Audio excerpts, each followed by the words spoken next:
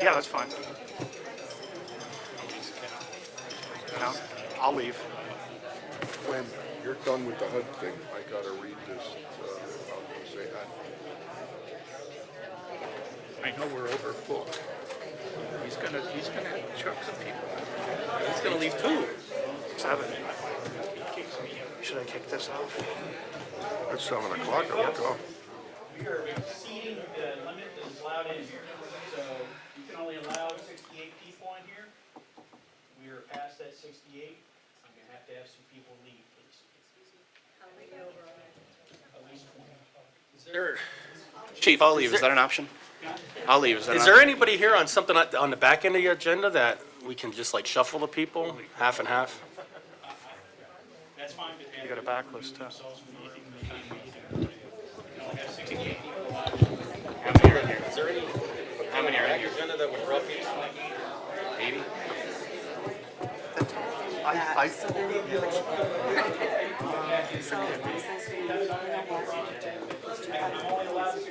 A lot of standing. This is bull. We have a big conference room over there. Oh, that doesn't meet the capacity either. That doesn't meet the capacity. Thanks. Most of these are farm, so you're aware. Yeah. Land, they want to go down the house.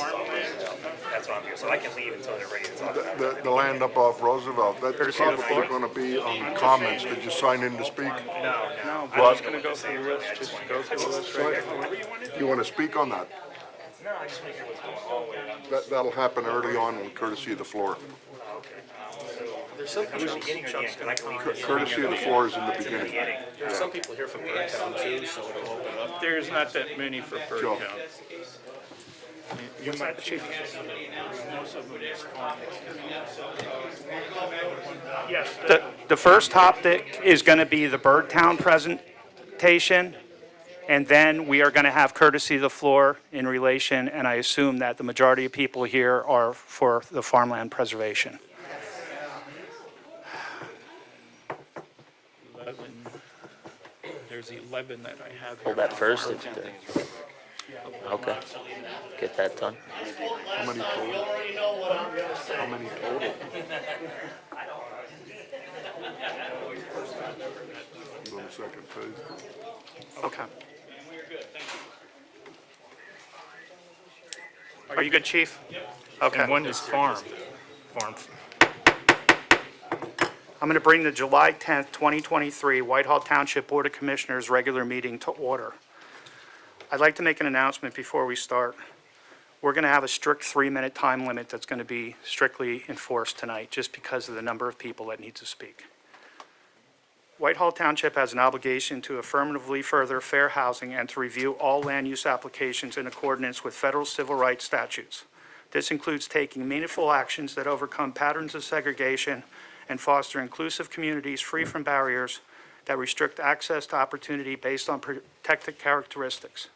The township in its land use decisions does not discriminate against persons based on race, color, national origin, religion, sex, disability, or familial status, and reviews all land use applications in accordance with federal civil rights statutes. Public comments made on the basis of bias and stereotype concerning people within these protected classes will not be taken into consideration by the township in its deliberations.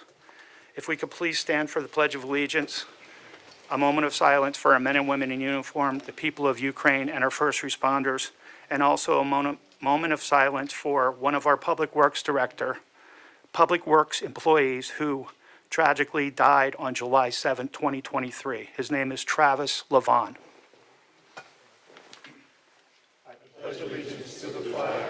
United States of America, and to the republic for which it stands, one nation, under God, indivisible, with liberty and justice for all.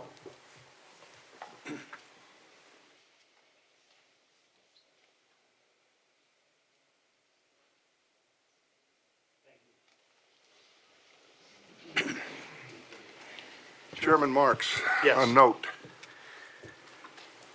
Commissioner Roman is absent this evening, and this absence is not excused. Thank you. Approval of minutes. Do I have a motion? I'll make that motion. Warren? Second? I'll move Fisher. I'd also like to announce we held a special meeting last month.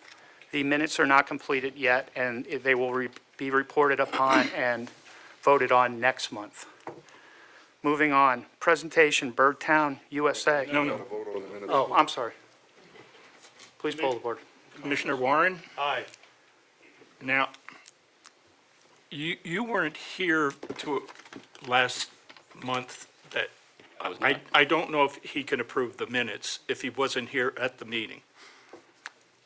Any motion? I can withdraw and abstain if that Well, no, I'm just asking the attorney if, Yeah, you shouldn't need him. It- No, yeah, you don't need his vote, so. Oh, okay. He was here for the special meeting. okay, Yeah. yeah, Was he a second? I'll second. Okay, Commissioner Warren, Aye. Commissioner Soloniker, aye. Commissioner Ginder, Yes. Commissioner Attia, Yes. and President Marks. Yes. Motion passes 5 ayes, 0 nays. Okay, now the presentation for Birdtown, USA, signs and certificate.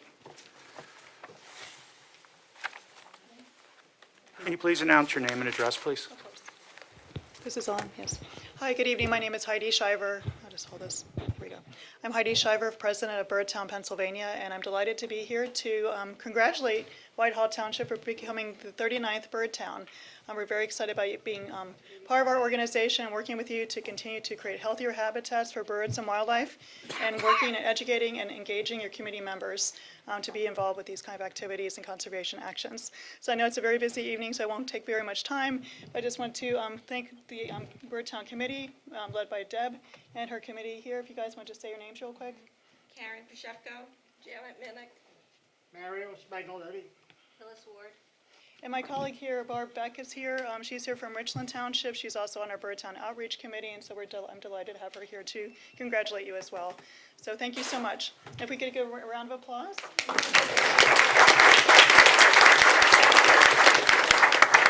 And just a huge thank you to Deb for getting the application in and working with you to get the resolution passed. Thank you for that, and also putting a committee together.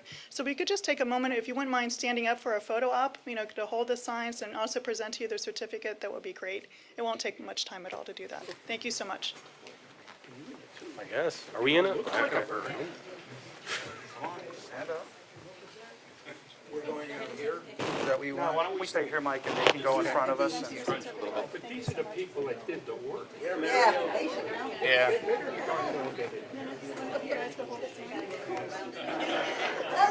Where's the sign going? We're taking it back. We had a few. It's not upside down. We have somebody over there, Paul. I can take a picture, I'm already. Did someone take my phone? Let's see. Squeeze together, everybody.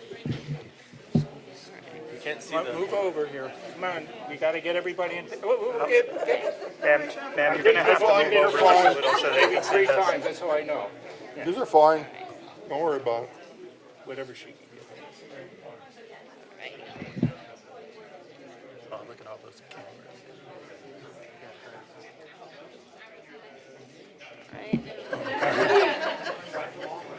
I smell good.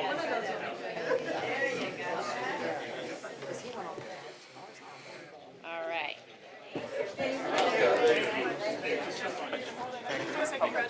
Okay, thank you so much. Thank you. Sorry about the crowd. Congratulations. Thanks. Thank you.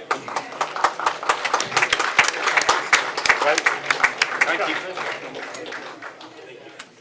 He was taking that one home. Very much. Thank you. So we're doing this down the line. This is what we always do. Thank you. Thank you very much. Thank you. North, south, and Are there any people that left that needs to come back in, or? Don't worry about it. Just Okay. don't. I'll just let them clear out of here.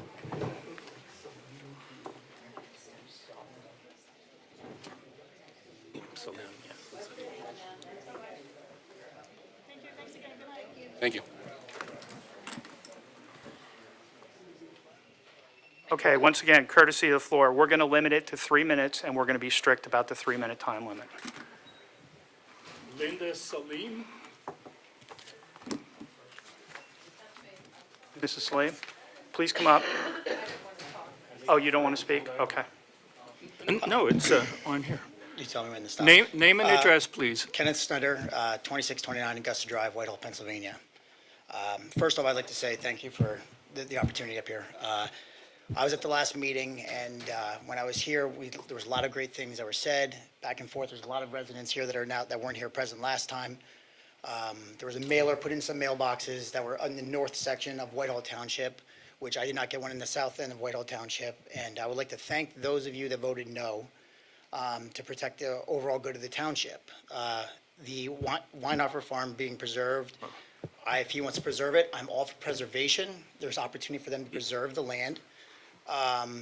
So there's an opportunity there for him, but at the township's cost of asking for dollars and cents. Okay. The dollars and cents being asked from the township, there's no plan for that dollars and cents at this point in time. If there is a plan put in place and a vote then get based off that plan, I would accept that as a resident. But to come to the township and ask for $375,000, which is the township money with no plan, is unacceptable as a township payer, a township person. He has an opportunity to reserve the land, and that's great. But when I sit back and look at the big picture here, I was at my daughter's game the other day in a hockey park, and there's steps going over across a bridge, and I watched an old woman who could not get up and down the steps. She was struggling. Next thing you know, people carried her over the steps. That was public ground that was used for the general public of the community. And if there's $375,000 to be spent, it should be spent in our parks and our recreation that all the residents can use and all the residents can benefit from in Whitehall Township. I have young daughters in this township. There's a fund called the Lafarge Fund. The Lafarge Fund is built for municipal and capital improvements. If you would take $375,000 out of that fund today, there may not be money or availability to purchase a fire truck or purchase a police officer truck or do improvements for the benefit of the next generation. When you take 30% of a fund with no means of paying that back, that's a bad ending. That's a bad recipe for disaster. So those of you that voted no, I appreciate you honoring your role as a township commissioner, looking at the bigger picture of what the funds could be used for because there was no plan. So I would like to thank you guys that voted no at that time, and I appreciate you guys doing that for the township and the betterment of all. That's it. Thank you, Mr. Stein. Speaking on her behalf. Yes, yes, he was. All right. She told Is me it that he was speaking. Fadine or Zadine? I'm not sure. Resident. Salim? Is he a No? resident? Okay. Yes. You decided not to. Okay. Daniel Doherty.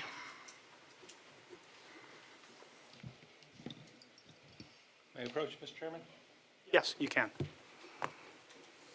Thank you, sir.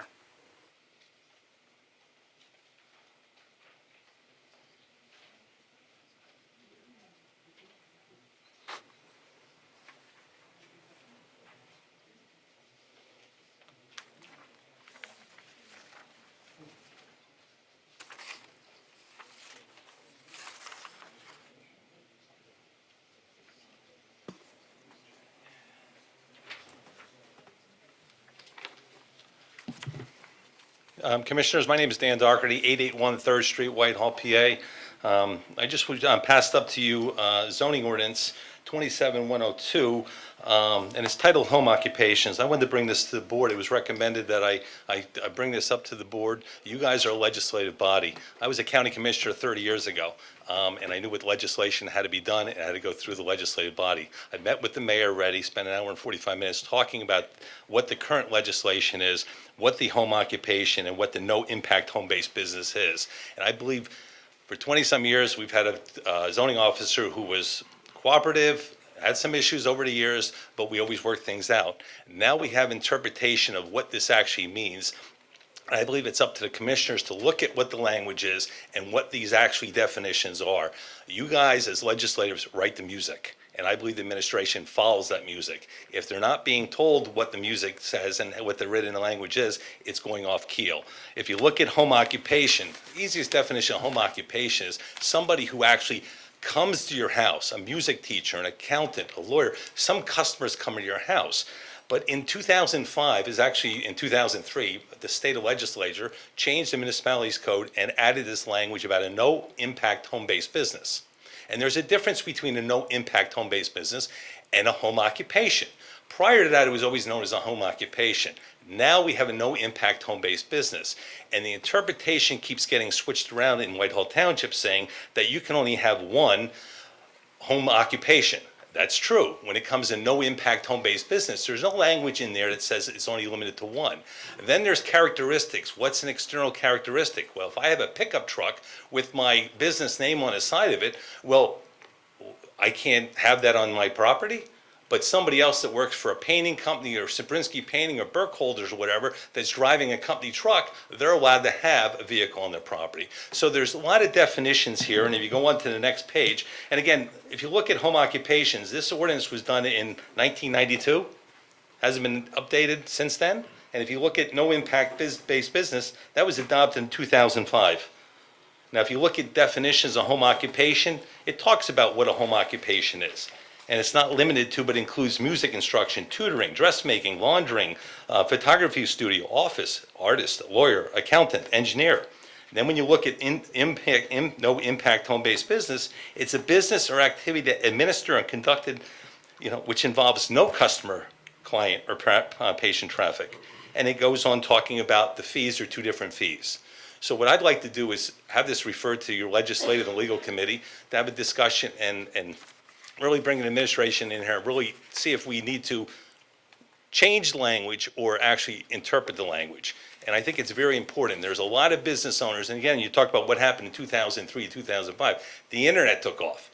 People started doing influencing, started doing internet sales. That stuff is all under no impact home-based business. That's not a home occupation. Again, home occupation, somebody's coming to your house.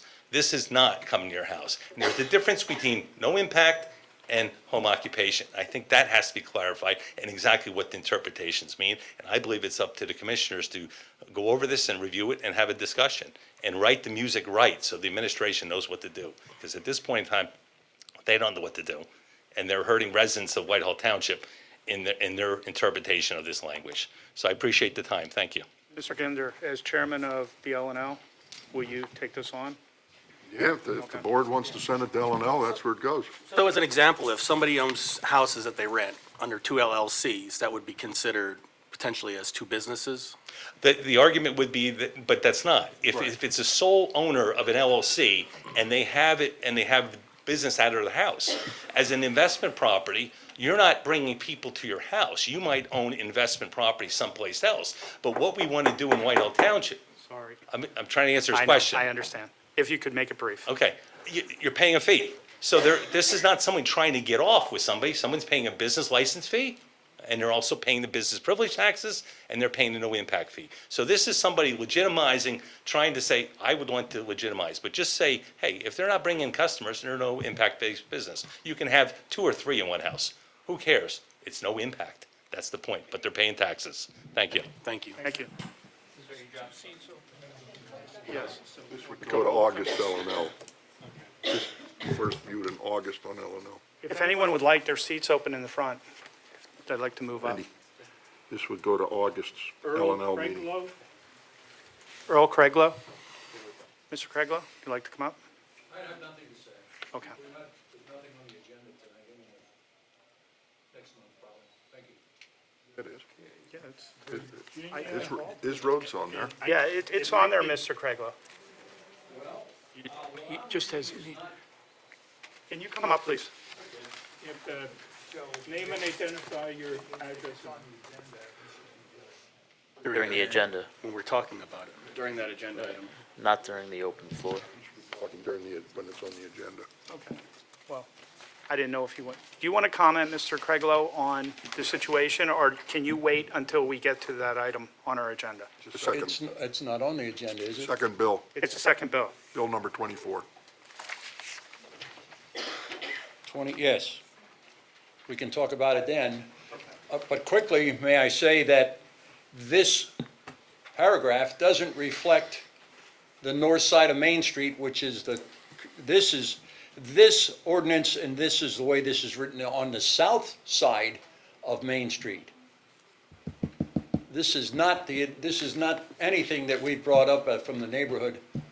I'll tell you what, we'll cover this when we cover those. Okay. Fair enough? Is it Virginia Webster? She's with me on this. Oh, same thing? Yes. Okay. Bill Fenstermacher? He left. Okay. No, he was He here for was here for He was here Rural for Road. WB, so. Kevin, I'm sorry, all I know is Spruce Street, and I have no other thing. I didn't want to say anything. Okay, that's fine. David Rivera? He was outside. Mr. Rivera?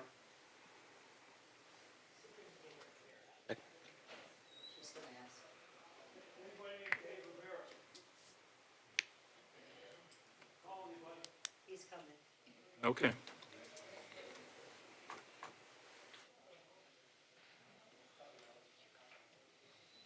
We're able to make room for the extra capacity. Name and address, please. I sent all of you an Name and email- address, please. Pardon me? Your name and address. My name is David Rivera. I live at 4230 Belmont Circle, Whitehall, 18052.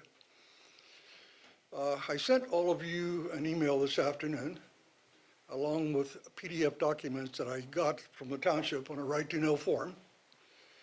The zoning officer stopped work on rebuilding a 2-foot wall in our community by fabricating an allegation that never existed. That allegation and his actions towards us cost us $956.40. He had no basis and no standing when he stopped the work,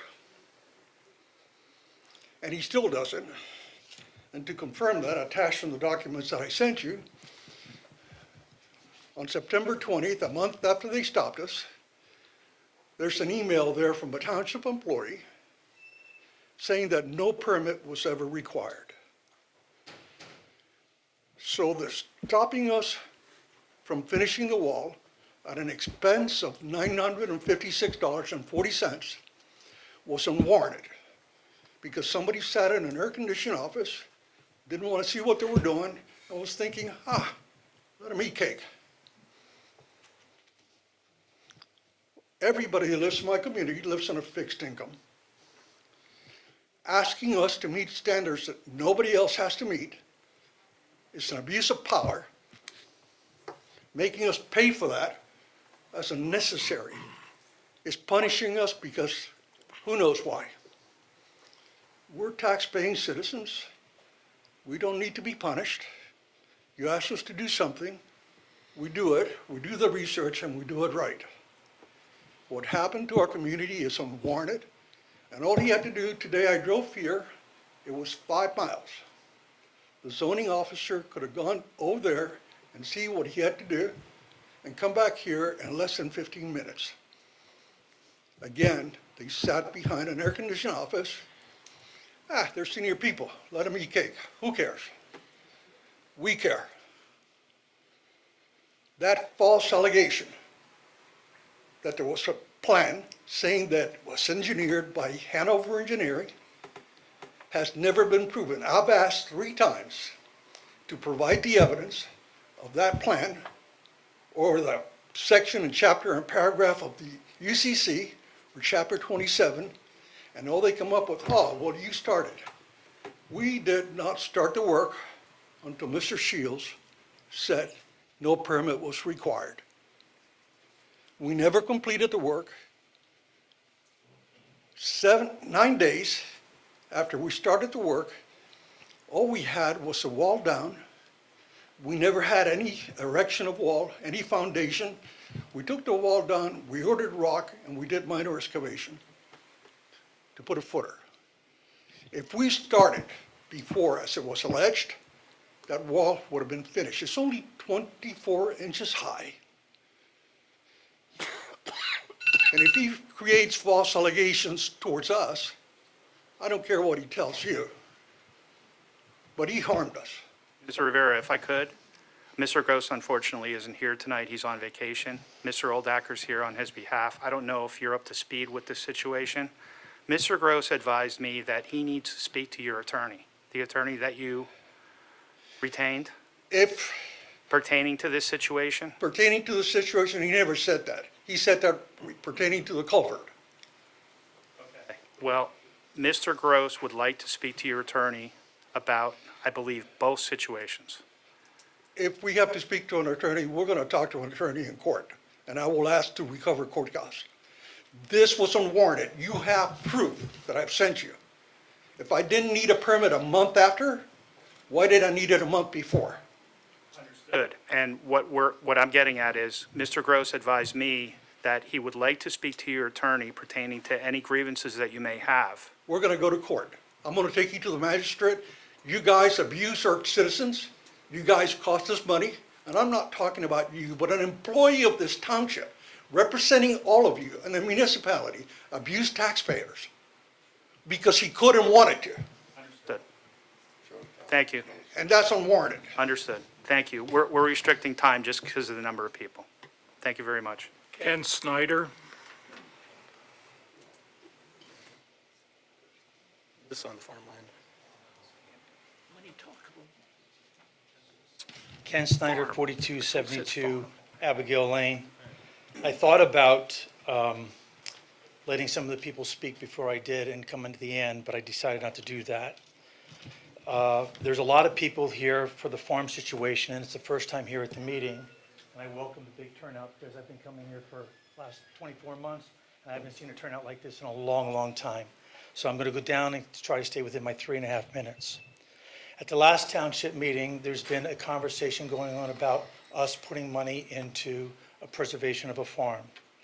At that meeting, there was 4 things that were on the agenda last month. One was giving them $375,000. Another one that we had to join the North Whitehall Preservation Group. And the second item had to do with designating an area that would be within the preservation group and borrowing money from the Lafarge Fund. Those were the 4 things on the agenda.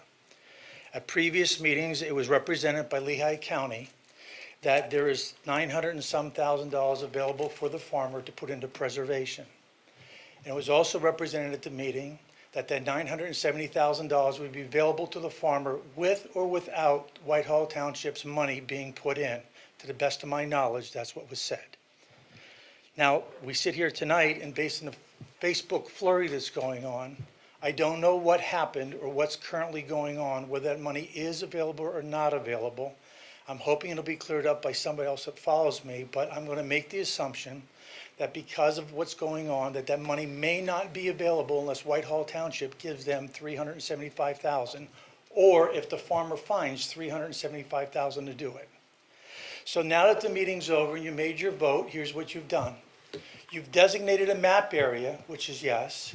We've agreed to sign on with North Whitehall into their preservation area, but from what I'm understanding, the money may not be available. So we've now got ourselves joining an organization to help the farmer, of which the money's not available to go through in the first place.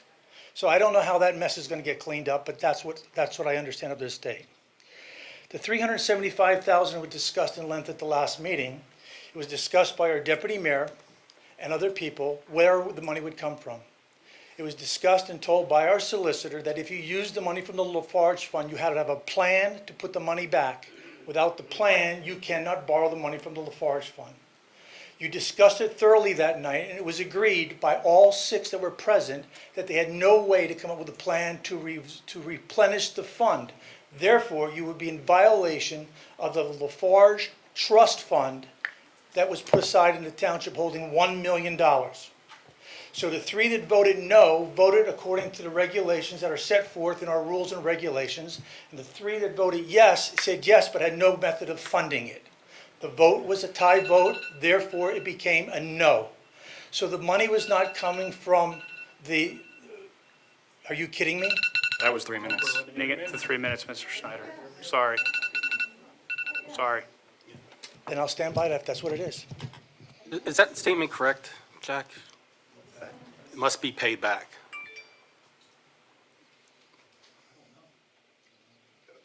And the other thing too, another resident brought up about a bridge and a hockey park and steps. There's a grant to replace that bridge. It's just. My 3 minutes is up. I'll leave it at that. Thank you. I'm sorry, I'm a little off with these names, but everybody's printing is as bad as mine, so it takes a little bit of time. I think it's Donnie Wright? Okay, there's a little dot over it, that's why I I wasn't recall sure. Donna, Dana, Okay. doesn't matter, Donna, doesn't matter. Good evening, I'm Donna Wright, I'm from the Lehigh County Farmland Preservation Office. I was here last month to discuss the preservation of the farm.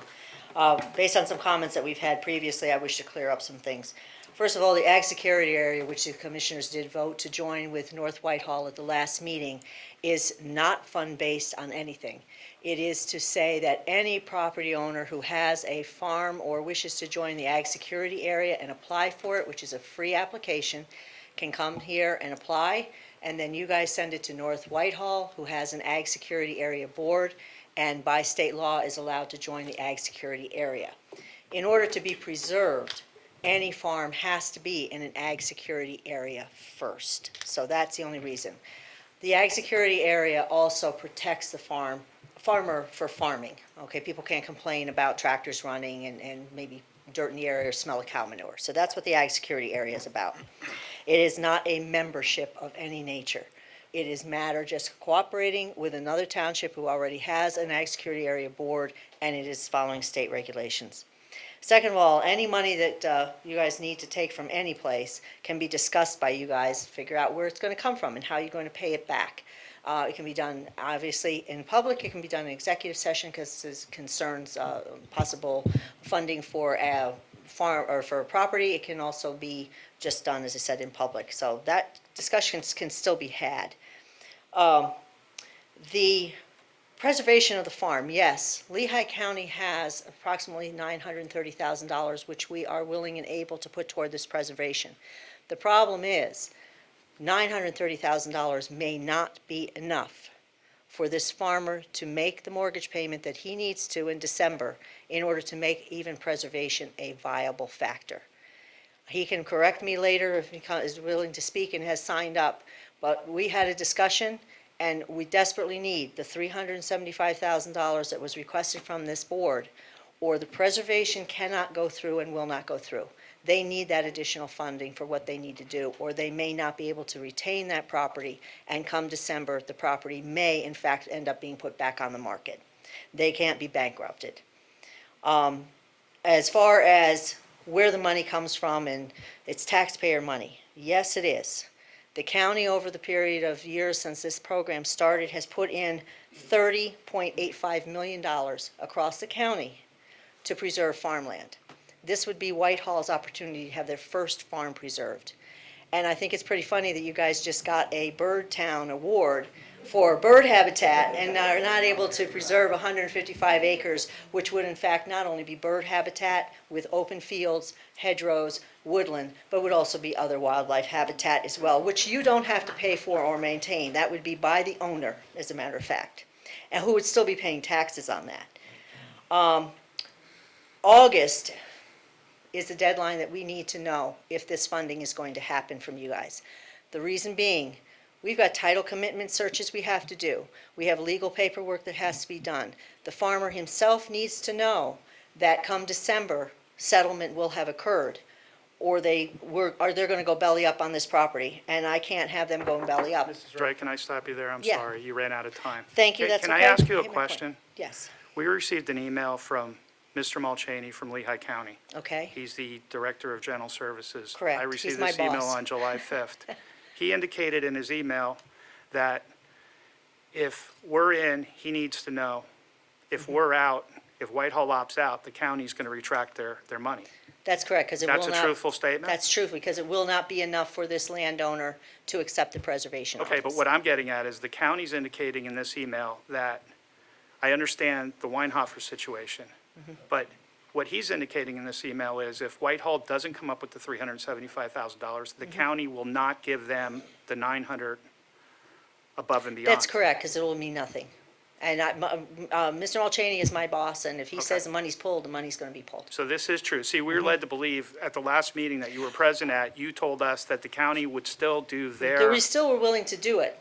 The problem is, it's up to it's also up to this property owner to accept Understood, the but offer. And Mr. Mulchaney's saying that's not the case. So what is the case? The case is the owner is not willing to just accept the $930,000 from the county. So if you guys can't go in on the $375,000, that offer will be withdrawn. The Weinhoffers walk away. The land is not preserved. Okay. But And if so they, I mean, I was here the last week, and you guys got more information, and I got more information as well in that time period. And that hence is why the change. but if they did decide to take the $930,000 from the county would still provide that money if Whitehall Township didn't provide the Mr. $375. Mulchaney pulls my purse strings. If he says no, the answer may be no, Well, okay? I in mean, his if he email, sends he you that indicates that- email, then that's where I'm gonna have to go with. Okay, I just wanted to clarify that. And so I mean, everyone- he's working for Phil Armstrong as a county executive. He's working with other folks who you know up there. And he's the one who pulls our strings. He's my big boss at the county. Okay? Okay, thank you. Question, is there a backlog of requests for preservation money? We currently counting the applications that have come in for 2024, of which we had an additional 15 farms. I'm going to have a backlog of probably about 45 farms. So that $930,000, if it doesn't go to Whitehall, which is taxpayer money, yes, it's your township taxpayer money as well as everybody else's. If that isn't used here, then it's going to be used in other municipalities for other farms across the county. And I've got plenty of them out there who would like to be preserved yesterday. Okay? Thank you. Thank you. Thank you. Joe, can I address this issue? Sure. Okay.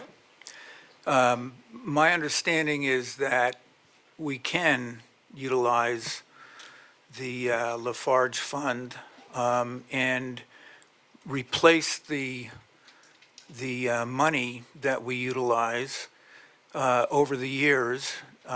We've been buying cars with the money.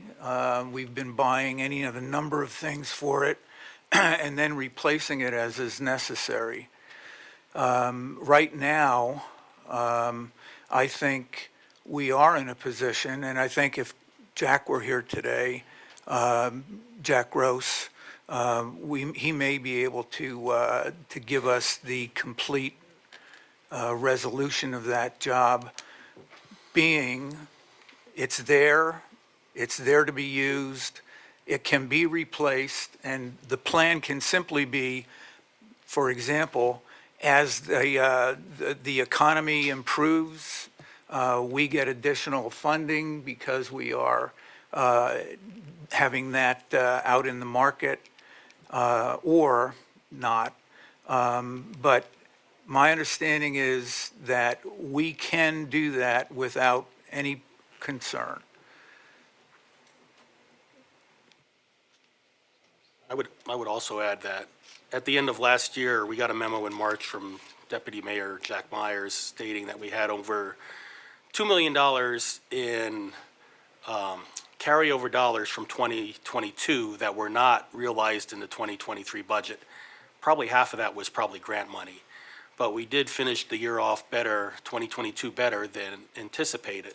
And right now, we did get our second quarter financials reports, and it generally looks like we are on target to meet last year. Some numbers are higher, some numbers are lower. Things that are higher are like earned income tax. That's higher than our plan. It's not as high as last year, but it's high. It looks like it's projected to be higher than our plan. So it's not a year that we always end with $0 in the bank. We end with the surplus, and it's how we use that surplus year over year. So that's all I have. Okay, Heidi Shire, this is on Birdtown. I don't know if you want to go through this again? No, she's good. Okay, I didn't know she left. Dennis Klusaritz? Could the gentleman from Spectrum Homes utilize my 3 minutes? He had a lot more to say. Is that acceptable? This is the guy who Yeah. doesn't live, he lives in North. Are you from North Whitehall, sir? Yes. I apologize. This is for Whitehall citizens only. Sorry. Wendy Cramsey? on. She said no, thank you. Ed Callie, No, thank you. Keith Odger, No, thank you. Chris Cocker,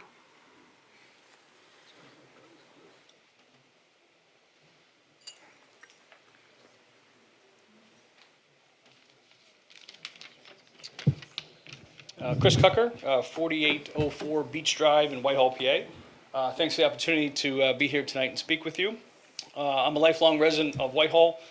In fact, my son, Jack Cucker, will be the 5th generation of Cucker to live in the town of Egypt. We take great pride in the fact that we're homebred here in Whitehall. I've had the privilege to partner with Whitehall Township on land preservation projects, trail development projects, stream restoration projects, throughout my 20-year career with Wildlands Conservancy, the past 16 years as the organization's president. I fully support the township financially supporting the protection of the Weinhofer Farm. Protection of this property is consistent with the Northern Tier Open Space Strategy report from 2011. Protection of this property will also afford recommendations listed in the Whitehall Township's Park, Open Space, and Recreation Plan and the Whitehall Township's Comprehensive Plan. Protection of open spaces and farmland is also consistent with many municipalities throughout the region, and open space preservation, trails, greenways, and corridors, and farmland preservation continue to be at the top of every poll that I've seen, both on a regional and statewide perspective, when residents are asked what they want in their communities. Protection of open space has environmental, social, and economic benefits. Projects like this are important for our community character, our quality of life, and most importantly, our quality of place.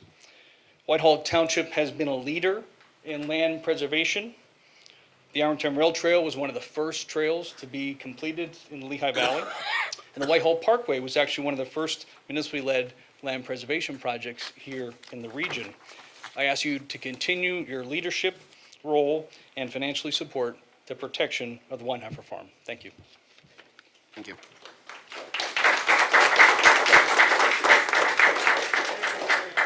Rob Pelagian,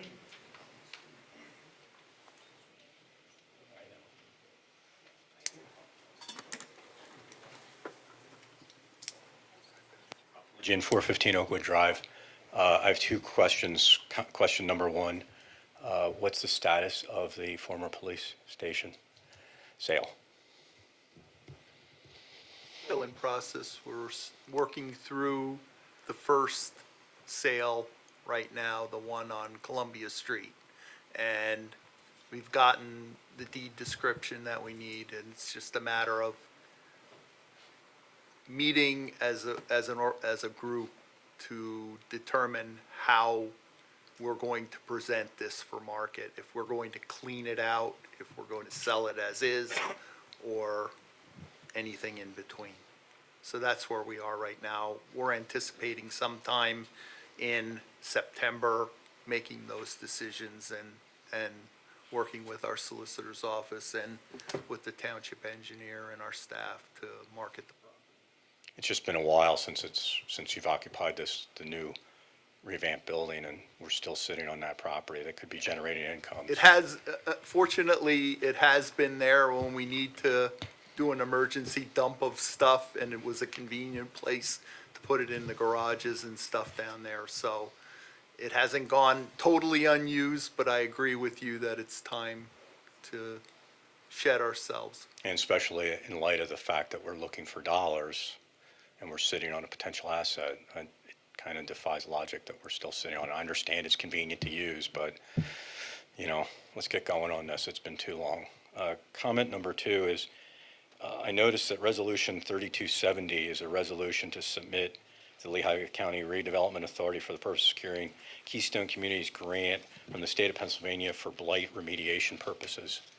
And while I don't know exactly where this is in the township, it kind of defies logic if we're going to spend $375,000 to preserve farmland when we also have blight within the township.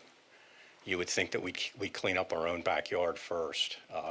Again, this is not a comment whether or not open space should be preserved. It's a question of how it's being paid for. And I do agree with the mayor from reading the Lafarge Fund, and I think this was talked about before. You're more than welcome to utilize that funds. The question that I asked during the last meeting on this exact topic was, how is it getting repaid? And I think that's the biggest question that needs to be answered. It's not a question of whether open space should be preserved. It's not a question of quality of life. The question comes is, how's it going to be preserved? How's it going to be repaid? And remember that it's taxpayer dollars all the way from Fullerton, West Caddy, Stiles, Hockey, Cementon, and Egypt. It's not just Egypt money. So that's my only comment. Thank you very much. Jack, in this year's budget, the 2023 budget, you did have a line item for the police station sale that was factored into the budget, correct? But the land that was sold up in Egypt, whereas pending sale for $580,000, was not in the budget. It's not listed. Correct. So, first money in was probably going to be the farmland that's being sold in Egypt for $580,000. Eventually, the police station money will become in. I propose that we're probably going to use the $580,000 to replace the police station line item in this year's budget. And at some point, when we sell the police station, I would propose that's a way to repay for losing farmland. We're replacing it with more farmland, a lot more farmland. A Kopek.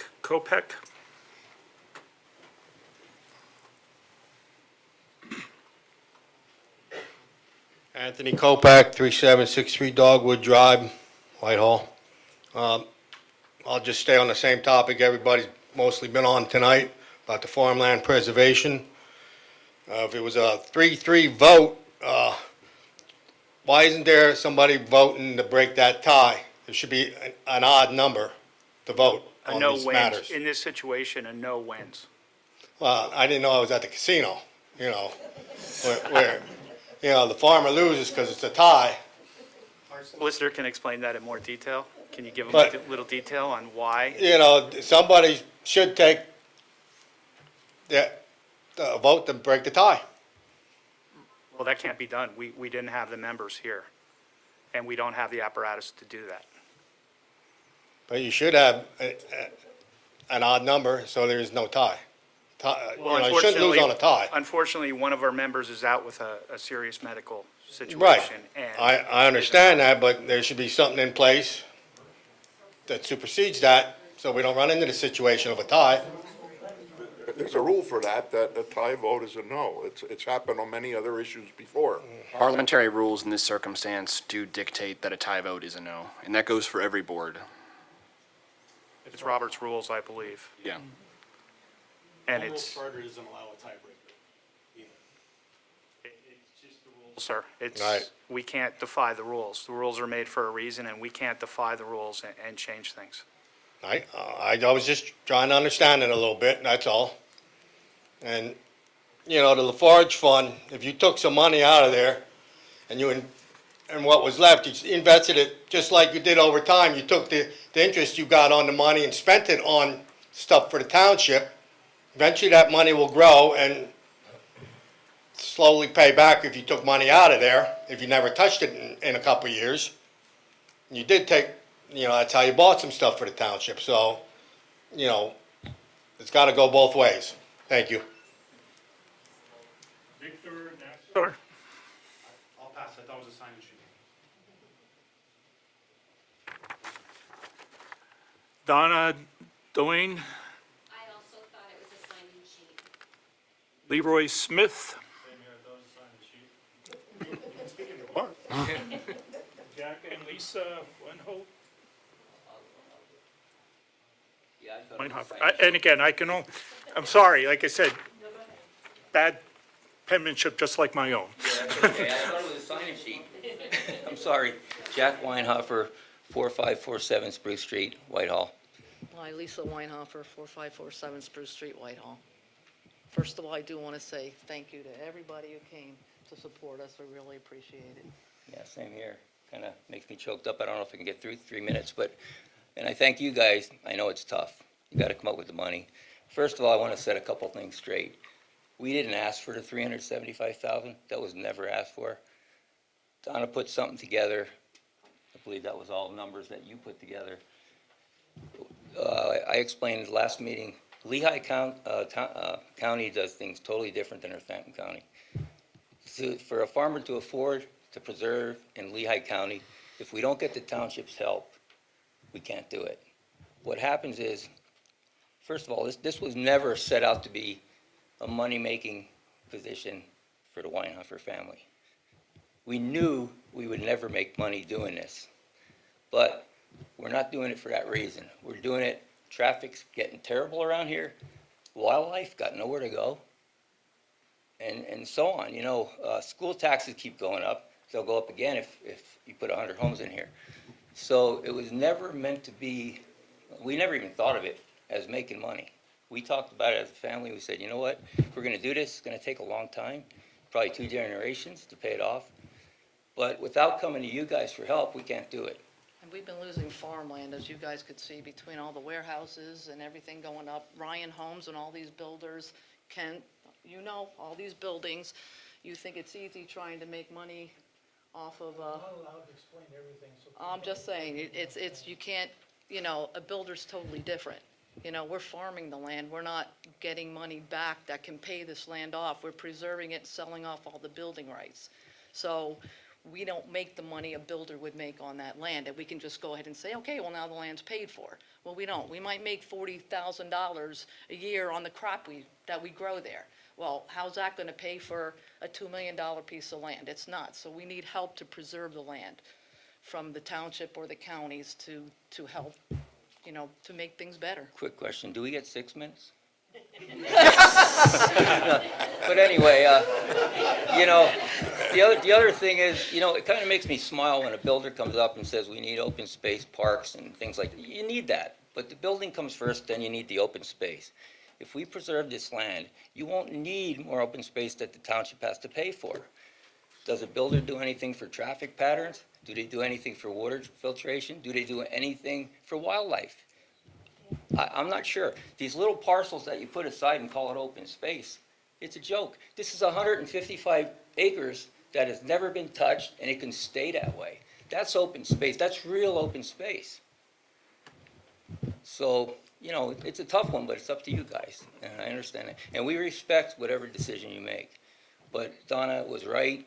You know, we can't keep, you know, doing it without some help for you guys. That's what it Time is up, but I'll honor the 6 minutes because there are 2 of you, so.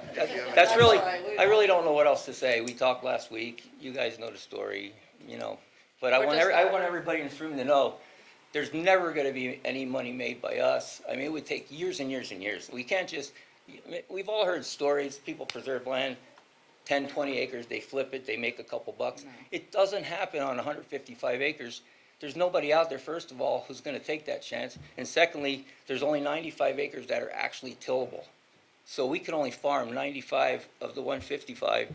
The rest goes for wildlife. It's a, you know, you guys got to think of traffic patterns. If 100 more homes come in here one day, what's that going to do? You know, you're cutting off costs before they happen. You know, builders, I respect them. They got to do it. I have a lot of friends who are builders. You know, we wouldn't be here if there weren't builders. But the thing is, you can't just say we could build and build and build and create a couple open spaces and it's the same. It's not the same. And Whitehall needs to do this for the people that are here. That's all I got to say. And the farmers are losing. Pretty soon, we're not going to have farm other than preserved land, the way it's being taken up and built on. So we're just trying to save all the farmland we can to keep farming. Mr. Weinhofer, I have a question. On June 30th, you sent a letter to the board, and in it you indicated that you were told that the money would be coming from Whitehall Township. Now, I just want to clarify something. Could I explain? Here. I don't mean to put you on the spot. Yeah, you're not. The question I have is, the way this all came about was, it was brought to us that you wanted to preserve the farm. And then one commissioner came up and said, well, And I think he was spitballing when he said it, but he said, well, that's an awful lot of money. The initial ask was $770,000. And again, we didn't ask that. No, I understand. The county That was put that just- together. That was the match Yeah. with the county. I They understand. look at what's affordable to make preserve land. I had nothing to do with that. We had nothing to do with that. Understood. The 375, matter of fact, the way that came about, you guys had a behind the closed door meeting after the one back in March. Wasn't it behind the closed door That came meeting? from Let's the clarify. Okay. Thomas Swaniker, commissioners. Well, and I didn't want to throw anybody No, no, no, under the that- bus I- either, But you then- know? You know, there's people here for it, people here Right. against it. Right, and I have no understand. problem. But But, let me clarify, it wasn't a closed door meeting. Okay, okay. Either. But Well, what happened is, and the reason we bought the property, Mr. Harrico called me the next day and said we had this meeting and you guys discussed the 375. And I kind of was led to believe that it looks pretty good. Maybe not 100%, but it looks pretty good. So I rolled the dice, we talked it over, we said, you know what, looks pretty good, let's do it. Because the seller of the property, International Homes, they were gonna get out of it in 30 days. They had 3 other people that they could have sold it to for right around the same price. And I thought, wow, if we wait 2 more weeks, we're done. So because of Mike giving me the call, I thought, wow, it looks pretty good, let's do it. That's the only reason we bought the property, hence, you know, we're in this position. I just want to clarify something. So when that conversation was had, and Mr. Sloniger made that recommendation, you answered my question. You said the mayor basically reached out to you and said that, you know, the $375,000 was on the table. Right. We were contacted by the mayor a couple weeks later, and we were told that you got alternate financing. And that's, I want to explain myself or ourselves. Yeah. Because in your letter, you indicated that pretty much you thought it was a given. You didn't say that, but you indicated that. And I just wanted to clarify that then we were told that it was off the table, that you got alternate financing, not to worry. And then, I never believed that. Never said for a that. minute. No, we got financing for, Just to hold it to yeah. preservation. Because the 2.5 million, we can't take it out of our funds, you know, we use banks like everybody else. no, understood. And that's, we had to go to somebody backing us, and, It's just because the International Homes said they gave us a deadline. You either buy it now, or we're selling it. We have Yeah. other buyers, and that's it. and Mike didn't guarantee it to me. He just said, it's on the table, you know, and I just took it as it looks pretty good. If it's on the table, and I'm thinking, man, how can all these reasons not be a good thing, you know? So we're leaving it up to you guys. So we got this huge loan now, and And that's Just not, that's not nobody's fault, but ours. No. I just But- wanted to clarify that, Yeah, that yeah. we, Yeah. the no, it board. wasn't alternate. No, Okay. no, it's just to hold Okay. over so they won't sell it to somebody else. That's Yeah, all it was because, for. and it might take months to get this done, even if you guys voted yes. I know the county money's not coming until possibly December. No, it'll be in December. Okay, December. but we're talking interest on 2.5. So we're willing to eat that, but again, we're going backwards, so just so Mr. Snyder knows, there's no profit in this. There's no profit in this at all for Weinhofer Farms. I'd like to see him say that for building a home. We honestly have no profit coming in this property. We're trying to make a difference. We need you guys to help us. That's why we're here.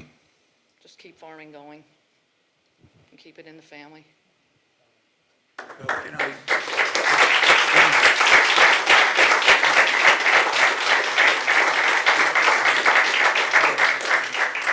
Joe, I want to address that. I support this project, and I've been quiet. I did my best to make sure that I could keep both parties aware of what was going on. Jack, I think you have noted that I didn't say, you got to go get this. I was just telling you where we were with the feel in the air. And you are a gambler, you're a farmer. So you reached out at that. And I hope that we can figure out the way to get to yes for you. Karen Pashefko. Excuse me, he called out my name, and I would like to rebut what he said. You're in charge. Mr. Snyder, please, I mean, if we could just move on here, we have our list. Then the facts have to be explained by the commissioner, because we know That's not correct, that were stated. You cannot build 100 homes on that property. Karen Pashefko, 3303 Musselman Court, Whitehall. I'd like to read a general statement about farmland preservation from the Pennsylvania Department of Agriculture Secretary Russell Redding. And this is a quote. "Prime soil and clean water are critical resources for feeding a growing population. Families who preserve their farms form a partnership with government. Preserving farmland is an investment. They invest together to ensure that future Pennsylvania families will have green spaces and the resources to produce food, income, and jobs. Pennsylvania continues to lead the nation in preserving farmland.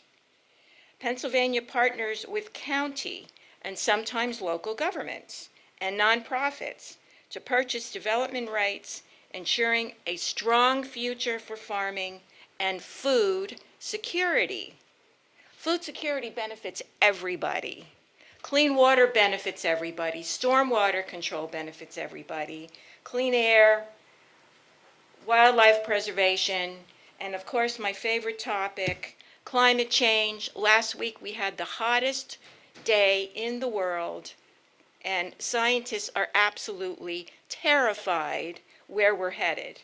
This farm can help preserve open space, but it will also help to clean our air. It'll help to turn the temperature down. It's a carbon sink.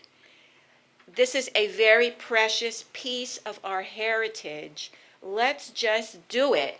Let's figure out a way. Let's be creative. Get some numbers on a piece of paper. My only criticism is that there's been a lot of numbers like floating around. I would hope that you guys can get together, get something on paper, and just let's get it done. I have confidence in you that you can figure out a way to do this because it's really important. Thanks.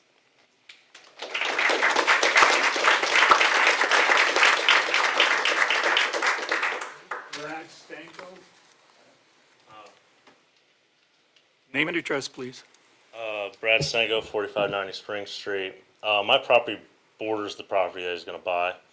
I own a farm. I don't farm it. Romali farms it for me. I didn't even know anything was going on until about 2 weeks ago when the surveyors were just showed up on my property, and I was wondering what they were doing. And then I got a letter in the mail, and I was like, I had no clue that the place was for sale, but knowing that there could be a potential of houses being built there one day or preserved as farmland, I'd rather have it preserved farmland because there's not much farmland left in Whitehall Township. It's all being built up anymore. I mean, I didn't really plan on speaking. I thought that was a sign-in sheet, honestly. but I mean, like, my property just backs right up to that property, and it's just, I mean, last thing I would want to look at is a bunch of homes. I'd rather just have the woods and farmland next to my farm. So that's all I really got to say about that.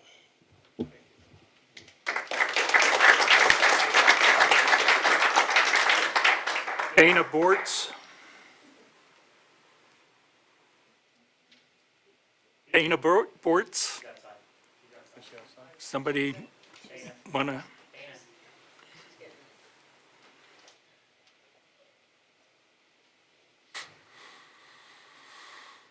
Hi, thank you for the time. Dana Bortz, a resident on Roosevelt, and I just wanted to... Please state your address. Oh, sorry, okay.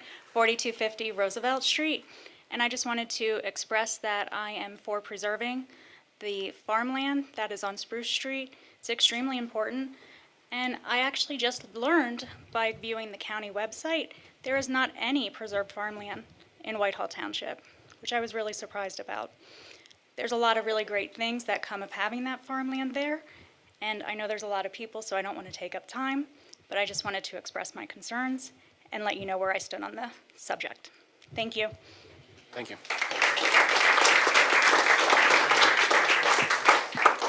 All for courtesy of the floor. I'm going to move. And Joe. Someone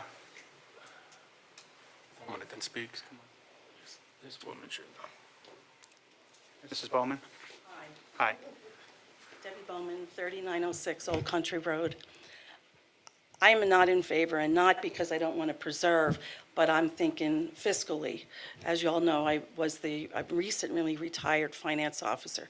There are a lot of challenging things that are coming our way. We have pools that need attention for the whole township as a whole. We have a volunteer fire company that who knows where that's going to have an impact on the whole township, public safety. So I really think you need to think about that fiscally, looking at the economy and what's happening around with our malls and stuff. We got to look at this and what's going to be coming in the future for our taxes. And that's what I like to say. Thank you. Thank you. Okay, anyone else? Mr. McCool. Good evening, George McCool, 4314 Abigail Lane. So it's not that I think a lot of people are against preserving the land. I think majority of people are good for preservation of this land. The difference is that the Weinhofer family can preserve this without any money from the township. There's money coming in from the county.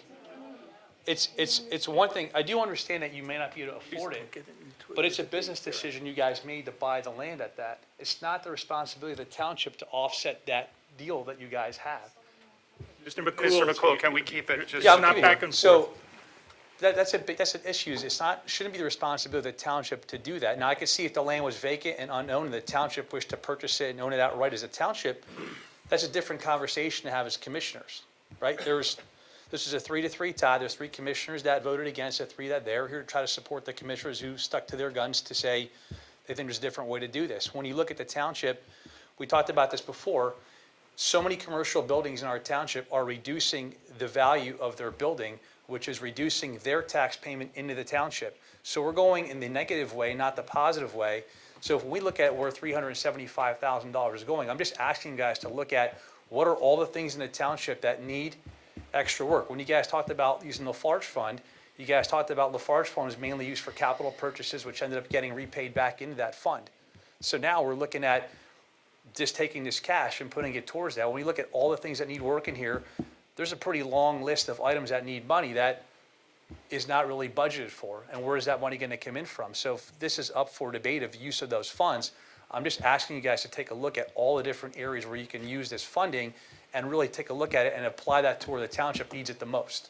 And that's, I think, an important piece to look at this, because you look at development there, not all that land can get developed anyway, but even if it does, the folks that live next door to it, close to it, that was all farmland once before. So it was okay for that farmland to get taken away for those houses to get put up, but now there's available land now that it's not okay all of a sudden for them to do that. But I just don't feel the burden should be put on the township for that instance. There's a lot of folks who do investing in our community and aren't getting any money from the township towards that at all, and they take all the risk on themselves. So whether you buy it and pay for it and you get stuck with the mortgage, it is what it is. No one's forced anybody to make those purchases. So that's all I have. Thank you. Are we done with farmland? Is this the end of the Yeah, discussion? well, this is done courtesy of the floor. Anyone else to speak courtesy of the floor? Mrs. Roseanne? Thank you, Deb Rosine, 4408 North Church Street, President of the Whitehall Environmental Advisory Council. I think we have an opportunity here. All of these points are very good about fiscal spending, but we as taxpayers have been paying into this preservation fund in Lehigh County for a long time. Yet, we have not taken advantage of any of those funds. And here we're having an opportunity to provide a quarter of what's needed to preserve this property with the rest of the money coming from Lehigh County. We may never have that opportunity again. So the way I look at it is, this is a bargain. We've got Lehigh County paying for the majority of this. We've sold a piece of farmland for $580,000 that more than covers what we need to contribute to preserve this farm. And it's for all of Whitehall. Yes, it may be located in Egypt, but that doesn't mean that anybody living in the South can't enjoy that. Get in your car, drive up there, take a walk. The amount of, Let's keep it civil. Let her finish. Let's keep it civil. You can walk along the road. I know. Let her You can finish. observe the farm life. I'm stopping you. That's all I need to say. Thank you. You have something to say?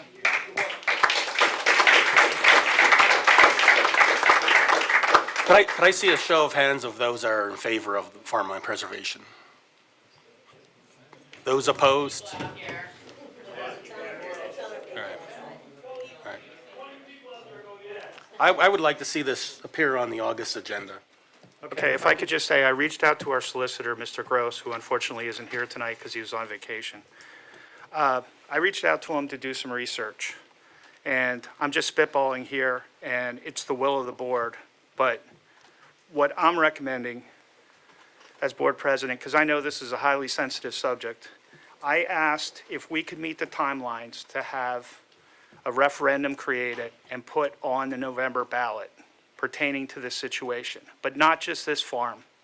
Every potentially preservable tract of land in Whitehall Township, and leave it up to the electorate, leave it up to the people, whether or not they're willing to support this. Because this may be the wrong thing to say, but this doesn't only impact the people in the northern tier, this impacts the people township-wide, from Fullerton, Stiles, Hockey, all over the place. I understand we're one Whitehall, and I believe that, to the bottom of my heart, but those people won't be able to gain the opportunities. So my suggestion is, the will of the board, that if the board proposes, we write a referendum, have that adopted, put on the November ballot, and let the voters of Whitehall Township decide whether or not they're willing to support farmland preservation and create the monies or an apparatus, a financial apparatus to pay for such. I'm going a step further. I would like both. I want to put my name on it, and I want any other board member that supports it or doesn't support it to put their name on it in August. We have the wherewithal. We don't end the year with $0 in the bank.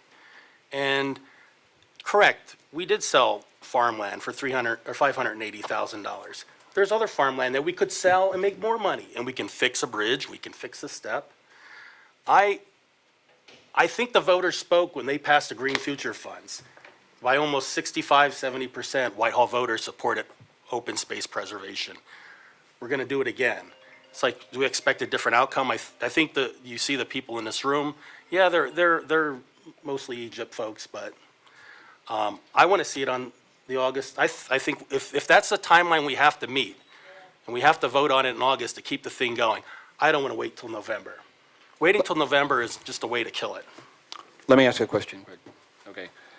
Process-wise, procedural-wise, is there enough time to get it on the November ballot? Yes, Mr. Oldecker can answer that question. By ordinance on the meeting on the 7th of August. That gives us exactly 13 Tuesdays before the November election. So there's no wiggle room. The ordinance would have to be approved. Potentially, it could be from earned income tax, and not necessarily that would hit seniors that are retired. The board would have to discuss how or what they would like to do. This is not unique to Whitehall Township. There's other townships that have done the same thing. $375,000 isn't. The thing is, with the timeline, let's say there is a majority vote on the ballot to go ahead and get involved in this. At that point, it has to be funded. So you would not be able to fund it. In other words, if they were to put a tax on, similar to the library tax, you would not receive that funding into next year. Possibly June, I believe. We withdrew over $1 million out of Lafarge Fund to get the public building started. Yeah, but now wait. We have This an apparatus. this Lafarge Fund, this needs to be straightened out, and it needs to be understood here a little bit. The Lafarge Fund was put there with money this township got when the quarry on South Church Street went in, and they wanted to move Bridge Street. The township agreed to move Bridge Street, but we wanted the value of the minerals that was under Old Bridge Street. This is where the $1 million came from the Lafarge Fund.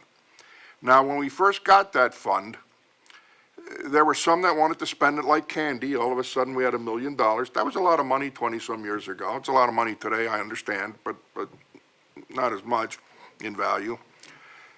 And what the commissioners did at that time is they said, we will use the interest from that $1 million, and we will buy a piece of equipment for public works, a police vehicle, or whatever, but we will not touch the principal, because we wanted that principal to be there forever and just take the interest and buy something with it, whatever it may be, every year or every 2 years, whatever we needed to give the budget and the taxpayers a little relief. Now, at that time, you were getting 6 and 7% interest. And I mean, I'm talking back in the late 90s. Jack, late 90s for the Lafarge Fund? Mid to late 90s. You were getting decent interest. Then, of course, interest dried up and this and that. Now, eventually it came up, can we go into that Lafarge Fund for an emergency? And we did. When we purchased the Pryden Farm, we went in there, but we didn't buy it ahead of time. It was, we got the grant to purchase the Pryden Farm, and that was the backup money till the grant check came in. Now, what I hear going on here, and I'm going to be very cautious about this, you start drawing that Lafarge Fund down for one thing, and all of a sudden somebody else says, well, you took $300-some thousand out of there for that. We want it out over here for our project. Pretty soon there's nothing there. It's gone. And what it was originally intended to be is far from where it ended up. Now, there was a fight on this board when the Pryden Farm was purchased. Some commissioners said, no, we never said that.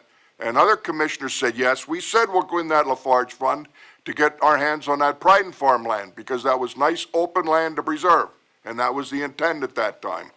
And I think, Jack, you'll agree with something. You don't have to. I don't want to put you on the spot. And as soon as that check came in, Mayor Hoser at that time put that money right back in that Lafarge Fund.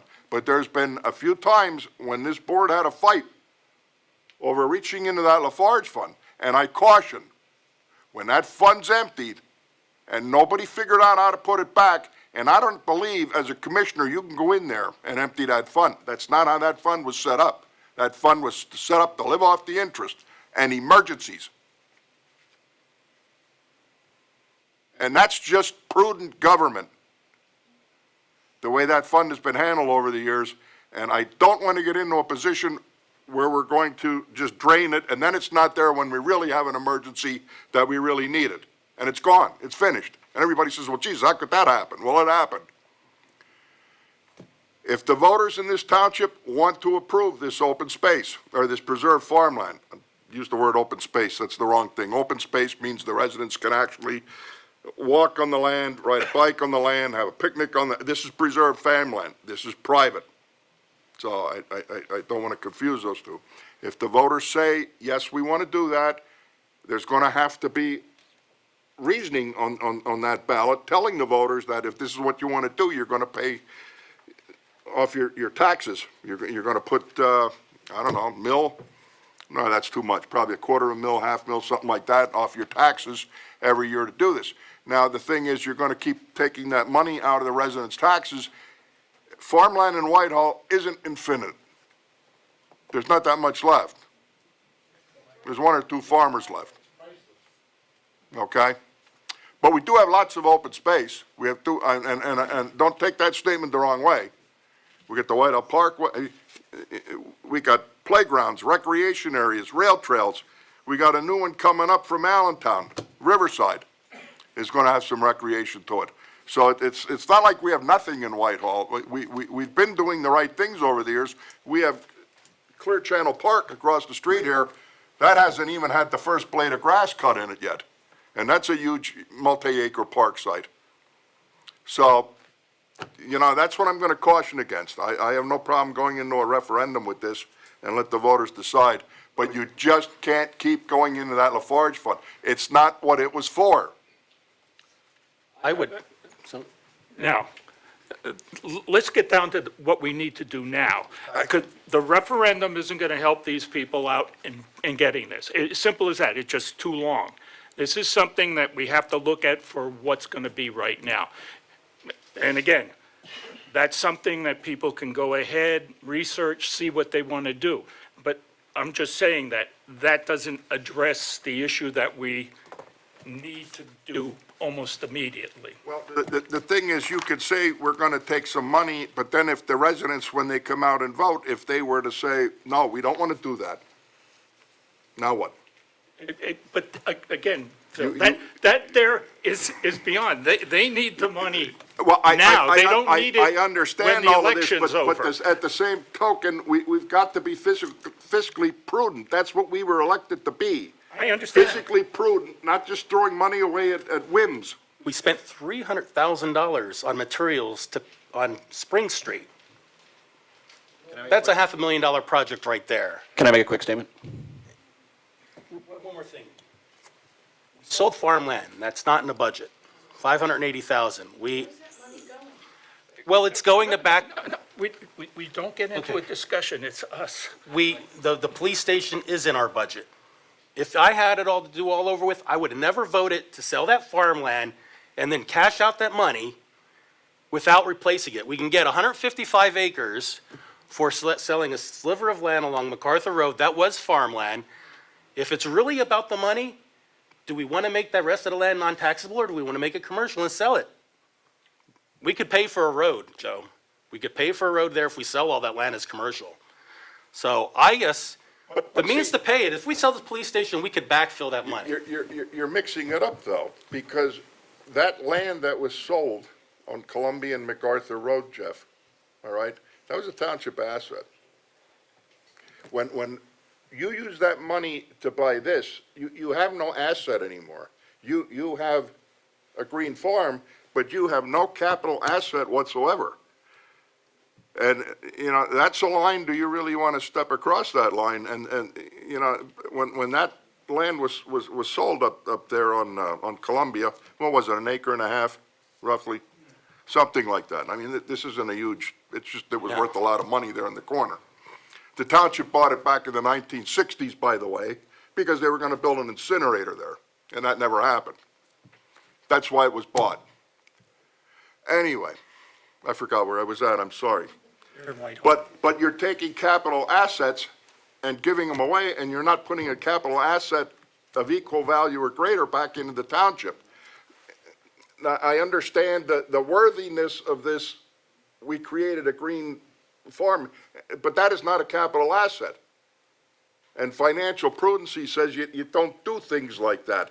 There's got to be, if the residents want to do this and they're going to approve this on a vote, on voting day, that's fine. Then you fund it at that point from wherever. But as far as I'm concerned, I want to see what the residents vote on that ballot. I think the referendum that was passed for Green Future says where the Well, residents are. that And the was other an thing old- too is, I'll put my name on that 1.5 million RACP, RCAP money that we got for the police station. That was not driven from this building. 500,000 was. 100, Yes. the itemization, Jack, did not happen from this building. I understand. I took a day off of work and used legislative connections to And get you something got written that into the $1 budget. million, right. 1.5 million. No, you got a No, the million. We got itemization- 500,000 the itemization was- after that. No, okay.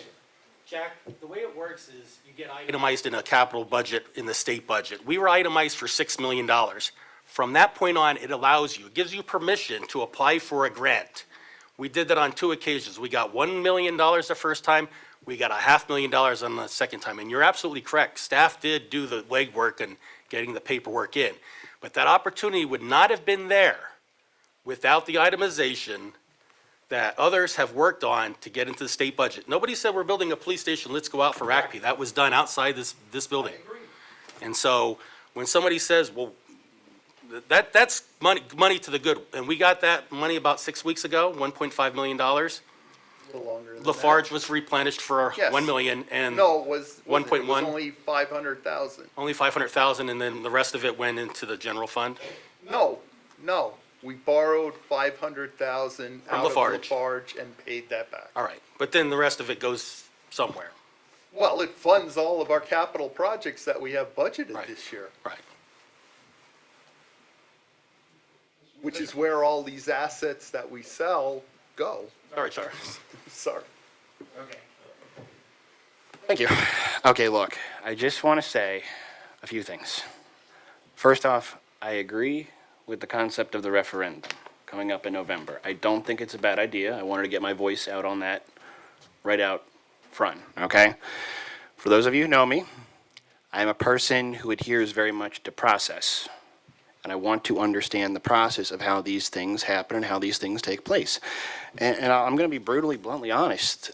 This thing with the farmland preservation, with this particular thing, really got thrown at the commissioners at a very last second without a really great opportunity for me, or I can't speak for anyone else, but at least for me, to really get a chance to understand and interpret this. This came very quickly. Now, we have until November to get this sorted out. Let me rephrase that. The residents have until November to get this sorted out with regards to how they wish to go on a referendum.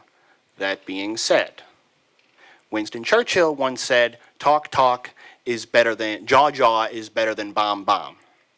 We talk, we figure this out, okay? It's not the end of the world.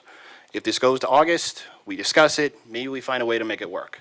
We go to September, maybe we make it work. Maybe we go to October, we make it work. This, you know, whatever happened, you know, the communication like clearly broke down pretty heavily about how this was supposed to work. So, what the heck, we got till November. I see no reason why we can't just continue to discuss this, as Commissioner Warren said, and try to see if there is a way to make this work. And because let's be honest, there's a lot of very heavy, difficult moving parts going on here. So let's do it right. And the referendum too, I would add that I would like to see it crafted as like a green future fund. So it's not just buying farmland. It could be supporting open space or infrastructure. That's how the Green Future Funds was crafted. So that if you wanted to improve a recreational amenity, I think it's a quality of life thing. I do just want to add too that if we have the discussions and, you know, in my mind, you know, it's not going to work, you know, I would vote no. I just want to have the discussion, see where this would go. We're hearing August is when we, well, that's what I heard. August was, we have to get a commitment that we're going forward in order for all the process and the referendum, paperwork correct. to happen. Yep. Yeah, and we can't do anything about that timeline, so. But that's for the referendum and also for a commitment. Otherwise, the counties reprioritizes those dollars. Well, no, that's completely separate. Right. This is just a referendum for the ballot. I'm hearing August, we have to commit to being able to match. Otherwise, the farmer's not going to be able to make it work, and the county's going to it's going to reprioritize those dollars. Well, we're going to have to create another apparatus in order to get another vote on this board, in order to vote on this and get the funding. The funding, I mean, there has to be a revenue source to pay for this. I'm saying use the police station. When that's sold, backfill that dollars. If you really want it, if you really want a backstop, Well, or that's- any increase, we're above plan for earned income tax this year. It's projected. You can't increase the earned income tax rate. No, I'm saying the projections you have right now are not as high as last year, but they're above plan, so. I just think that you have the Lafarge Fund there. That is somewhere you can structure to repay that back anytime. Once you use $375,000 in the general fund, that's gonna create a hole, and you're gonna have to fill that hole. And you can't just cherry pick a revenue source or a savings. Everything goes into that 26 million, 27 million that represents the township's budget. And that has an impact. The Lafarge Fund has the least amount of impact that you can have, because you can structure a repayment schedule to meet your needs. And it would be as long as you could fathom, I mean, like a 10-year repayment schedule or something. What you have said before is true. In the last 12, 15 years, we've used it twice. There have been attempts to use it more than twice, but those have all failed.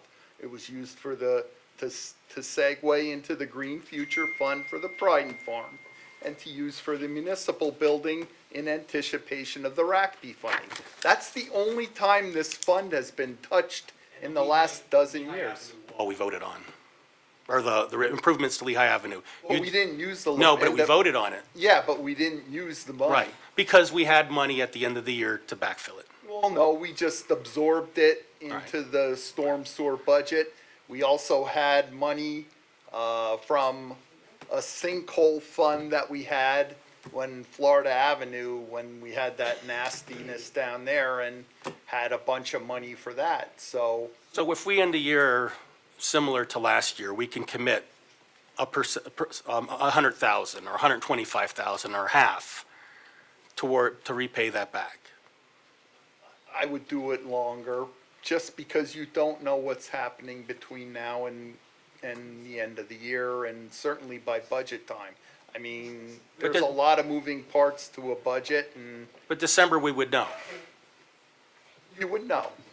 But why would you hamstring yourself to a repayment schedule that at the end of the day, you look back and say, wow, we should have extended? agree. Because the funds aren't being used for any purpose right now, other than two grant fillers. I agree with you. You see how December goes and you decide at that point. Well, I think, and I think our attorney here is gonna say, you're gonna need and others have said, you need a plan on how you're gonna pay back the fund. And if you would entertain using the Lafarge fund, I would think you, at worst, 5 years, at most 10 years for a repayment schedule, which would not drastically impede. There's a lot of stuff coming down the line that, we talked about this, and that are coming up, and they're going to pose fiscal challenges for us. Egypt has a pumper truck that's going to be replaced in 2 years. We had a bad investment year, as did the stock market last year and that's gonna impact our police pension fund funding. So there's going to be challenges coming forward, and I think if you're going to entertain this proposal, that you don't back yourself into a corner by overextending, how you're going to repay it. In the meantime, as you take money out of that Lafarge fund, you have no interest. And when you lose that interest, we lose the intention of that fund. That fund was to use that interest to put towards a major piece of equipment, be it public works, graders, front hose, tractors, maybe a police car maybe, or name it, just major purchases like that. It helped out every year. And that's the point. The more you draw that down, you have no interest coming in, and of all times, we're finally starting to earn some interest now. And I just want to put it out there, the last two pumpers we bought, Pearson Forcers, were $975,000 north of. And what's that, the pumpers? They were $975,000, were they not, or $775,000? 675, okay. The plow truck is $260,000 to plow in every neighborhood. What I'm getting at is, that's the other, you have to make hard decisions when you sit up here. And public safety is front and foremost. I mean, we can't deny ourselves a fire truck because it's a public safety issue. So that's just an example of, where we're going. I apologize for my misquote. I'm going to close the floor. I have a question. Yes. And it has to do with money. Phyllis Ward, 4613 Main Street, Whitehall. Okay, if you don't preserve this farm, okay, and the developer comes in and builds houses, who's going to pay for the roads that need to be done, the water, the sewer? Developer. Okay, well, when after the developer's done, you have families. First of all, those houses that we're building in this area are way above the price line for a lot of us, especially when we're on fixed incomes. Needless to say, then you have families come in. Families come in, they have children. Okay, the children have to go to school. We're already building another addition to the school. You're going to run out of land over there to build a school for all the kids that are coming in. There's a lot of people that are coming in to Whitehall with families. They'd like to live here. The housing that you have is ridiculously priced. We have 55 plus communities. Those people have, don't have much of a say. Yes, I understand that we have pools that need help and recreation areas. Pools are only open, 2-3 months at the most? Do they really generate any money for the area? No. The Wood Street Park in Fullerton. That used to be a really nice park when I lived in Fullerton. It's not nice anymore. Basketball court's down. Nothing's being done there. The Jefferson Park, that's been in a disarray for years. The thing is, when you take land, especially a farm, where animals can go, we've already had bear sightings on Main Street in Egypt. We've had coyotes in the church on the corner, across from Riley's. The traffic is ridiculous on Main Street. That's a whole nother issue, which I've spoken to the state representative and the mayor about. The traffic is ridiculous. And then you're going to have people coming down on Spruce Street if they do buy that property up there. That road can't handle it. Main Street can't handle it. So you got to think your priorities. Yes, I know we need to figure out where the money comes. And I'm not saying to take it from Lafarge. Commissioner Warren has a good idea. It's like you got farmland, you sold it. You got the police station, you sold it. Use that money. Eventually, that farm being preserved, and like he said, he only has so many acres he can actually till. And the rest is for the animals. Because there's too many houses getting close together. And people don't care about nature. So think about it that way. Which is going to be fiscally more advantageous to us? By preserving a farm or by selling it to the developer that's going to build houses? So, Time's up. I know. Thank you. Thank you. Okay, we're going to move on. Mrs. Bowman, you're the last one. She did already speak. She did speak. I'm sorry, the board. She did speak. She did speak. I'm sorry, Mrs. Bowman, I'm sorry. Okay, we're going to move on here. Commissioners have a responsibility to explain all the 60 people in this room what that land is currently zoned for, how it can be used, because there's I know. misconceptions. Mr. Schneider. 50 people here who don't understand, and I can't do it because my 3 minutes is up, which is fine. But everybody's Okay. working off their assumptions, and it's incorrect. So as commissioners, you have a responsibility to Understood. explain to these people exactly what that land can and cannot be used for, and it's not 100 homes. So Understood. please do so. Mrs. Rackus, I hate to put you on the spot here. Can you come forward and explain exactly how this is zoned and how many homes? And I know this is all hypotheticals, but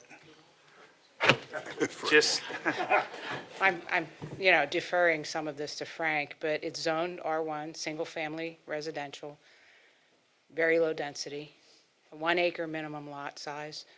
Each lot must have, I think, 120 feet of frontage on a public street. Each lot has to have, they're going to have accessibility to public water and sewer, which is a problem for that tract, as you well know. It's been presented to the Board for Development probably 6 times in my tenure here, and it was turned down every time. There was cluster development proposed with, some open space preservation. I know Chris is here, Chris Cocker. Well, we tried to work with Wildlands to see if they would be interested in any of that land. It's challenging. I can't give you a number, and that's why I pointed to Frank, because he's better at guesstimating. But you have to take all those things into consideration. You have to have stormwater facilities established for the homes. So I think it would be difficult to say that there would be 100 homes up there easy. I think it's going to be a lot less than that. like, I can't remember the split, I got this closer, the split between the ridge line where the wooded area is, I guess, to the northeast. But even if it was, what, 130 acres we're talking about? 155, I believe. 155, okay. So even if you split that, you know, maybe you're down to like 75, 80 acres tops, maybe, I'll call it 70. Of that, you're probably gonna lose at least 15 acres for roads and stormwater controls. Then you're left with, what are they, 30 acres left. You might get 30, 35 homes in there. You're talking about gravity drained. Well, yeah, that's, again. You can perk too, that's good soil to perk. Right, I understand that, but, Yeah. again, there's limitations on what you can do up there. Yeah. As far as the arable land, I don't know what's across the ridge, if that'll even perk. Usually, if you find a stand of trees around here, it's not good for farming. That's usually the way it works, because it's too wet or too rocky or too something, and it's left alone and let it go back into woods. So, again, you know, to the points that we're talking about here, the yield for any kind of housing is gonna be a lot less than the total acreage that you're looking at. I would also note that we rezoned OS1 next to Arlington Cemetery to R4. That was OS, Open Space 1. That's not to say somebody won't come through and allow cluster development there or R4 development there. Any board, They've been through here to do any, cluster. you're not going to be here, I may not be here. Well, but over the years, as Mrs. Rack has said, they've been in here 6, 7 times for this, to rezone that property, and this board did not allow to do any rezoning up there. We didn't want it rezoned. We don't want. I'm hearing people advocate for more housing. That's what was the, that was what the we play don't was want at the last meeting. townhouses and everything. We haven't in my 24 years on the board. We're just clarifying under current zoning laws, what can be built there and what this land can absorb. The developers that have walked in here over the years and tried to develop that have walked back out the door and said that this isn't monetarily feasible to develop that land for housing. Well, I would just go back to the county formula. The county formula assessed what the development value of that land was, and that's how they committed their dollars. But, you know, that land just doesn't have the value that everybody thinks it does. An appraisal, And it hasn't historically. the county appraisal was based on the development value of the land, not the wooded area, not the rocky area. It might, I think I'm correct in stating that. Thank you, Mrs. Tracus. Okay, I'm going to move on now. Right. Public hearing and voting on ordinances. Bill number 19. If anyone would like to leave, you can certainly leave before I start. So is it going to be on in August? I'm making that request. I didn't hear a second and I didn't hear a vote. Well- Monica Fabian, 4137 Wilson Street. Is the Board of Commissioners going to hear this again in August and take a vote? I'm not talking about the referendum that you are proposing. I'm talking about this on the agenda to vote for $375,000. Is it going to be on the agenda? Would anyone like to make that motion? I'll second that motion. You're making a motion, you're Take seconding a the vote motion. then and see if they want to bring this up again. Now, this is not to put it on the agenda. Oh, this is. I'm sorry, No, not- it was not to proposed put it by on a referendum. Commissioner Warren 'cause the to have it on the yeah, agenda the for thing is, August. too late. Mr. Sloniker, Commissioner Sloniker just Well, seconded then it. pull the board. What are we voting on? Voting on, there's two things. I guess the goal is to get a referendum at some point, but this is to Right. get it on, This one here has more, right. it's more important for right now, the Reconstituting it. time Right. frame, that's It's all. reconstituting a vote on whether or not we're going to fund the Weinhofer preservation. We did. But we're asking Well, for it to be on, and they're we asking have for a a revote. first and a second on the motion to put it on the agenda for August. And we're not- I think Mr. Roman, Commissioner Roman, should be allowed to be here. He has health issues. Why can't you, on the board, Commissioner- why can't you not Commissioner make an Roman has exception? that's on Commissioner Roman. He has health issues that preclude him from being here for any extended time. You even said that during the meeting. Excuse me? You even made a comment about his health that Yes. precludes him from being here. Unfortunately, we tried to make accommodations for Commissioner Roman. Anyhow, is it going to be on the board, on the agenda for August? We're going to take a vote on it. They made the motions, so we're going to vote on it as soon as he polls the board. Yeah. Yeah, This is. yeah, can we, Confused too. This is to have basically to go over what we did. To reconstitute what we did last month, and to basically take a vote on, yeah, let Commissioner Warren just make the Okay. motion and then. This is, it's to place it back on the agenda. For a vote. Your vote, or what your motion is. To vote on funding $375,000 to preserve the 155-acre Weinhofer Farm, irregardless of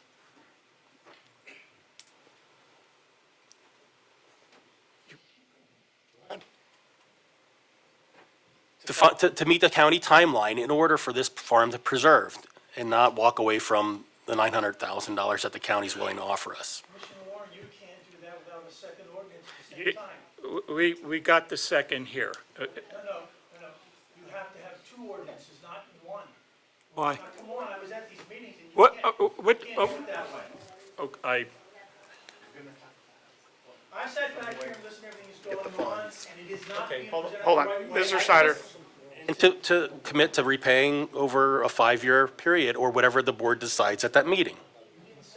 Because that ordinance would I need just said to it. be on the agenda as well, if you're going to use Thank the you. Lafarge fund. Correct.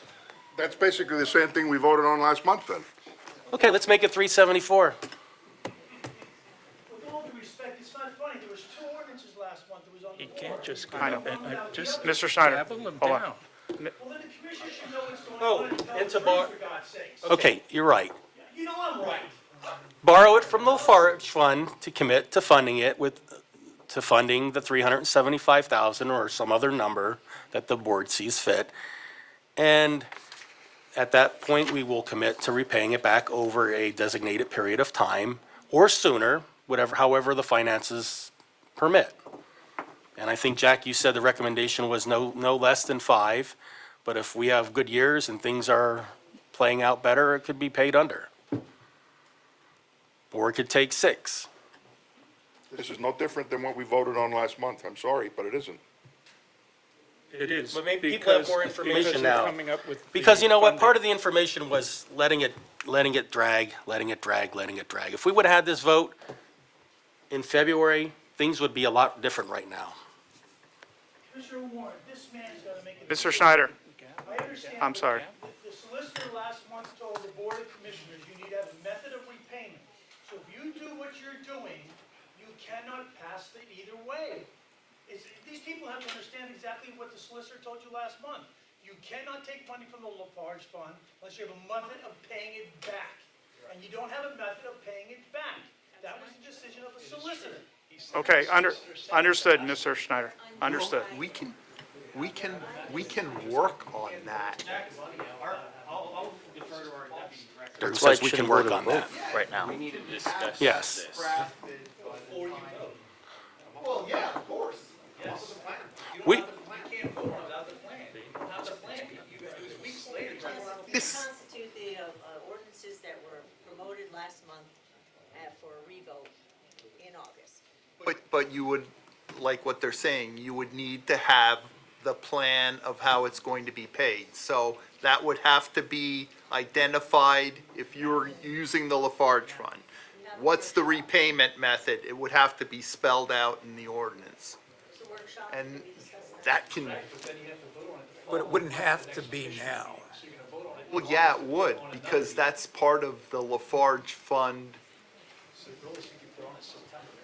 The creation of the Lafarge Fund was that you take the money, but that there's a repayment, how the money is going to be put back if you draw on the principle of the. So the gray area is, we need some type of apparatus to pay back the Lafarge Fund in a 5 or 10-year tranche. So couldn't there just be some type of good faith agreement right now that will work on putting a plan together to come to a vote, not to just say we're going to do it, but to come to a vote, not necessarily sit here right now and say, we have to do this right now in this moment without a plan? I don't think that's smart to do. Correct. To That's get that all in I'm saying. order. and either the board approves it or they don't. It's nothing like any other ordinance. Don't think we need to sit here and, Well, of course. Of course, and again, That's her where I job. think that we're coming from here. The plan. We'll sit down with Jack. How do we develop this plan? Over this next 4-week period, how do we put this together? We'll work with the solicitor Yeah. to draft the legislation that you'll either approve or deny. If you approve putting it on. I mean, there's a motion on the table. I understand, but how do we negotiate the legislation? If there's an issue and we want to make some adjustments, all of a sudden we have a piece of legislation in front of us.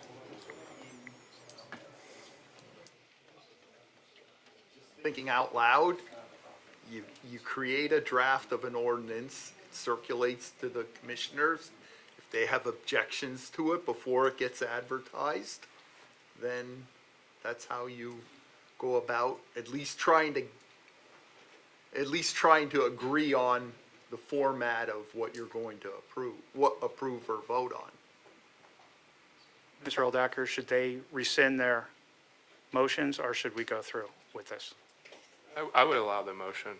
Yeah, you want to have it on the, put it on the agenda. Somebody to has have to it. sponsor it. Hold the board. What is the motion exactly? The back better? Can you remember that? A serious motion. We're gonna have two motions, or two agenda items, and maybe three. The two that are of time sensitive for this is, the first one is to vote to fund $375,000 towards the acquisition to leverage nearly over $900,000 of county dollars to acquire 155 acres for farmland preservation in perpetuity, to prevent it from development and lessen the impact of future liability costs for service, maintenance, and infrastructure and labor for the township. And then the other item is to vote on a means, I guess the second one is to borrow the money from the Lafarge Fund, if that passes. I'm not sure which order they have to come in. But the other one would be borrowing the money from the Lafarge Fund and committing to a means to pay it back.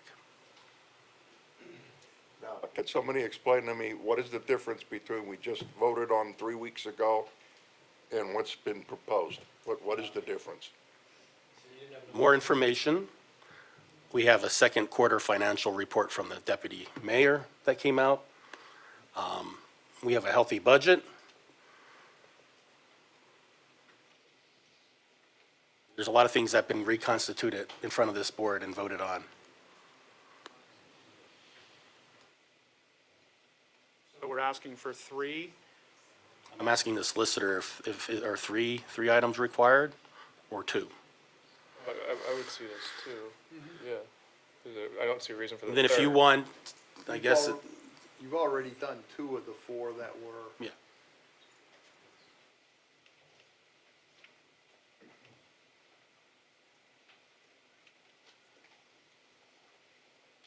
Do you want to reintroduce your motion? I just did, Joe. Okay. Okay. And we could sort out the exact language, but the intent, I think, is clear. Every board member should put their name to this, up or down vote a second time. Are you comfortable with the wording here? Yeah, I just don't see a difference from what we had 3 weeks. I'm sorry, I don't see a difference. Well, we didn't put in there last time we did it was with the payment through the Lafarge Fund. We didn't have that. And you can't say that we did. It might have been out there that we thought that, but it was certainly not something that was The there. problem being, what if the commissioners don't agree to take it out of the Lafarge Fund? And again, that's going to on be, that. that's That's why like you the vote on gist that of the whole first. thing, yeah. If that's your first. means to pay it. I mean, But your advice is that's the path of least resistance, weighing the township budget at the end of the year and pay it back as means permit. rather not mess with our general fund if we can avoid that.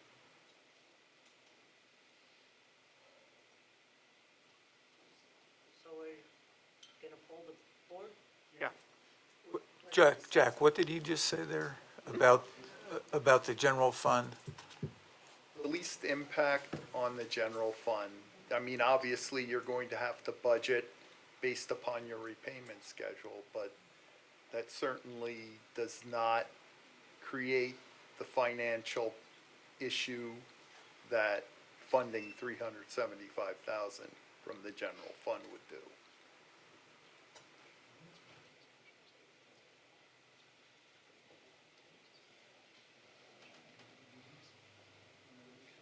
Done there? Yeah. I just know what he was saying about that. So make everybody happy and read your motion. Good. It's gonna sound different the fourth time. We're simply voting to vote again. Yeah, Correct. and to borrow the money for the Lafarge Then Fund. we have a way And of commit to going it. about Right. doing it, which was different than what we had you when have it a came vote? up the first time. You're asking my question. But the first time, this is where I'm still lost. What we voted on 3 weeks ago, we had the ability to take it from the Lafarge Fund. And that vote Related to the lost. farmland preservation. So we did vote on that. This was part of what was put into the motion. That wasn't in the motion 3 weeks ago. The paperwork for the Lafarge Fund was in front of us to tell us could we or couldn't we? And we But it just never wasn't, got to but it. it wasn't in the motion. I'm just saying that. The wording wasn't in the motion. And again, listen, I'm certainly no attorney. I'm not getting paid enough. But Yes. That's correct. An apparatus to pay back the Lafarge Fund. That was In there. not, right. Right. And I'll just say it again. The farmland, the open space on Columbia and MacArthur Road was not in this year's budget. The sale of the police station was. We're gonna sell both at some point. Those are capital. Yeah, and that's the one thing I would, echo Phil's thing is those are capital assets of the township and you're transferring those capital assets to a private individual. And that's why I would rather. That can go to fund stormwater management projects, police cars. Sure. Or a $600,000 fire truck. Good. Yeah. Something that, we Yeah. have for 20 years, 25 years. Yeah, you're right. But it's a trade-off. You sold some land and you're gonna buy something else that the township is using. They're capital assets, so if you're gonna sell a capital asset, that money should be used to buy another capital asset. But we may end up in the year, $150,000 ahead of planned earned income tax at the rate we're going. That's why, in my opinion, it's better to put it on a referendum. But the thing is, Phil, they don't have the time to wait for the referendum results to come back if what we're told by the county representative that it's something pretty much, if it's not done by August, it's a drop dead thing. It's simple as that. Then here we are, we're forced back into this rush We're not thing. forced, we're not forced Well, in we're not- anything. You don't have to vote for this. I will, but you understand that, won't. but That's fine. we're back to the same position that we talked about back in early June. Everything was just hastily thrown at us.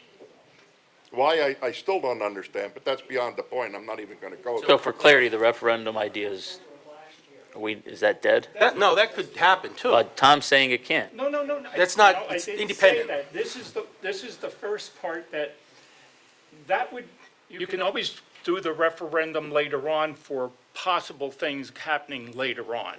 But this here, to me, has to be voted on now, just so that they, at the county, and the Weinhoffers here have an idea, hey, this is how we can go forward, or, hey, we're done. So the thing about the referendum, that can be used later on if there's a need be. Well, see, one thing that troubles me is, last month, I'm sure the county will agree with this statement, we were told that we didn't necessarily have to come up with all the money this year, that we could come up with a second tranche next year. Now, we have an August timeline. Now this, Yes. now this Absolutely. reverts back to August. And again, Now- that's what we're up against now, which we You know, didn't have right, last walking in time. here tonight, I assume that, I'm you right know, with you. here we are. Now we have less than a month Mm-hmm. to reconstitute all of this and make this decision. And sometimes you have to make decisions as they go by. I mean, it's just simple like that. What changed, if I may ask? Why have the timelines changed so critically, like overnight? Just out of curiosity. In a sense, they did not, okay? I had to talk to Weinhoffers, and I had to know where their financial situation was even better from when I had come in before.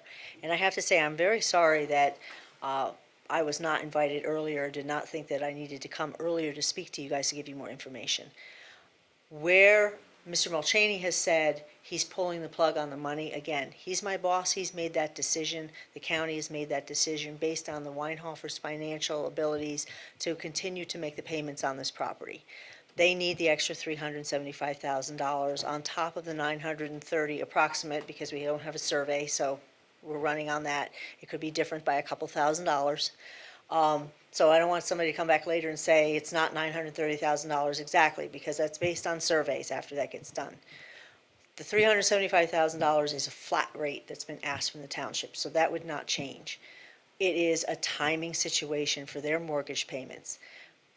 Referendum would be a great idea for you guys for the future, because you do have some few farmlands that are still out there. Maybe the owners would be interested in preserving. The other thing is most open space referendums by law, and the solicitor can correct me, that would also cover any and all costs that you may have for your parks that you already have. The referendum by the state law, when you do an open space one, does not only for farmland preservation, it is for the purchase of open space, it is for the maintaining and maintenance of parks and open space that you already have. So it would be a benefit to everybody across the board. But timeline on this changed on me the same way as it did you, the same way as it does with any kind of sometimes contract and corporate. I have deadlines that I have to do as far as title commitments are concerned, as far as when attorneys need to review the paperwork, the deed of easement, and the agreement of sale has to be drawn up. You guys are going to be part of it, hopefully. You guys need to have the right to review that agreement of sale. Unfortunately, sorry, the language is state language. It can't be changed by you guys at all. The only thing that can be changed is what are the number amounts that we put into it. But you guys have the right to look at it. And by all means, you guys can vote to review it for next month. It doesn't mean that you have to come up with a yes, we're going to vote yes, or yes, we're going to vote no on it next month, tonight. That's not the point. The point is, can we talk about this and get it firm and finalized for next month? And in between, anybody of you guys who have a question for me, feel free, email me, call me, have me come in and meet with you. I don't care, to fill you in on what the process is, because this is the first time for Whitehall. I understand, and I understand everybody's needing to have, where is the money going to come from? I'm a supervisor chair myself for my own township, so I'm well aware of what it is that you guys are having to go through, and I understand all the residents' points. So what changed is that Mr. Mulchaney told me I have a deadline. And if you guys don't do it, then he's pulling the money from this process and telling us that we have to go to other farms. I have 45 other farms on the list waiting for money. They would be more than happy across the rest of the county to take that money. Unfortunately, the Weinhoffers' financial means or lack of at this point in time, because they went out on a goodwill purchase of it, means that they also need time to put this on the market, because they want to have it sold before they have to come up with their payment in December. So I'm sorry you guys feel like you were rushed. Most of these processes for my office is what you guys would consider rushed, okay? This happens to be what qualifies as an emergency purchase, because otherwise it will not happen. And you're not the only township that I have to stand up in front and ask for funding from. Some townships have referendums already in place that they take money from. Some of them pull it from their general fund and feel that they're going to have money later to replace it. Some municipalities do the 3/4, where they get this appraisal done and they say, we don't care where it is on your waiting list, we want this farm preserved, and they pay 2/3 of the cost right off the top. Upper Saucon paid $9,000 an acre for a farm, on top of the $6,000 that we paid. Okay, so, again, there was a statement made. You guys, as municipality, as all of your residents, have put and paid money to the county, they've paid money to the state, and that money has come back, and you have an opportunity to spend $930,000 of taxpayer money that has already been put into this process for your municipality's benefit. The same as every other municipality in the county has the right to do that, and every single county across the state in Pennsylvania has a right to do that. It is taxpayers across the state who have said this is an incredibly important thing across the state to preserve farmland.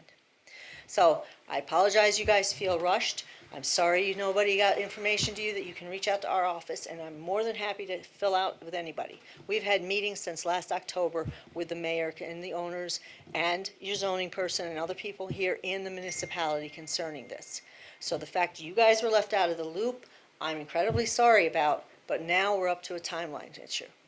And that's where I'm at. So, and I'm sorry, I don't have control over Mr. Mulchaney. When he pulls that money from me, he pulls that money. And he gave us $1 million this year for farmland preservation. And $930,000 of that $1 million was earmarked for this farm, for this municipality. Thank you. Okay. Vote on this? Ready to? You're the guy. Okay. Commissioner Warren? One thing. If there has to be wiggle room in, is this a two reading? No, okay. Doesn't have to be. You just said, the solicitor said. Go ahead, go ahead. Hold on, Mr. Oldecker, can you explain why it's not a two reading? It doesn't fall into the specific reasons for a two-reading ordinance.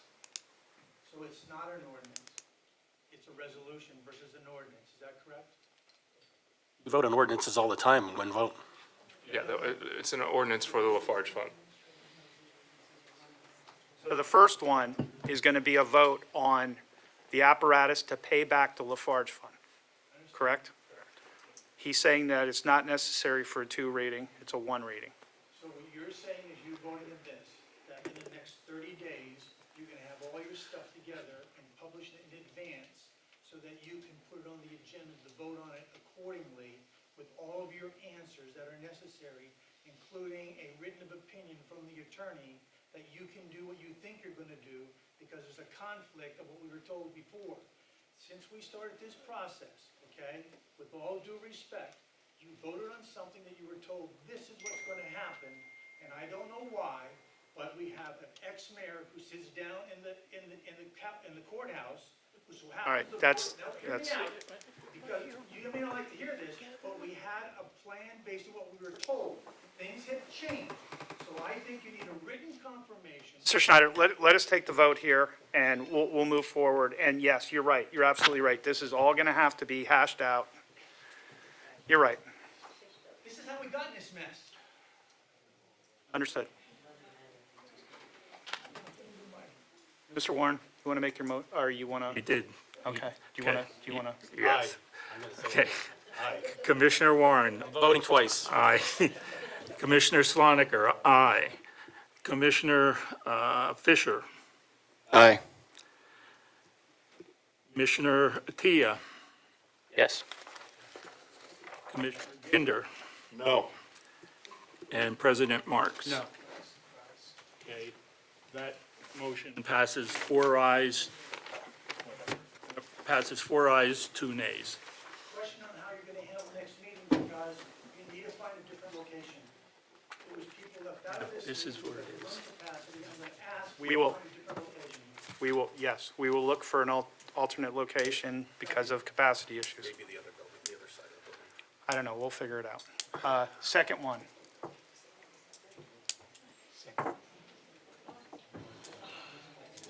It was all in one. And that's how I saw it. And Are- the solicitors We're good, agreed. we covered all the bases? Solicitors agreed. Okay, Had all the parts in his motion. Okay. Two separate votes, but it was all in one.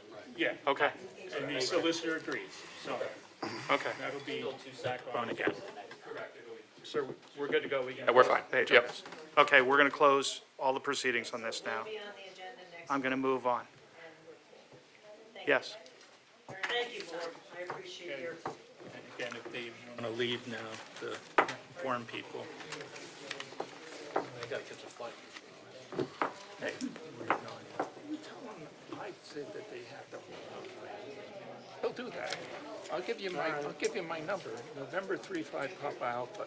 Tell them that I'm in line to take off and they're behind me. See you later, Mario. Take care. Anything for that deep dish. Is that what they're famous for? Yeah, it is, and it's very good. I thought it was for the water. No, that's the green water.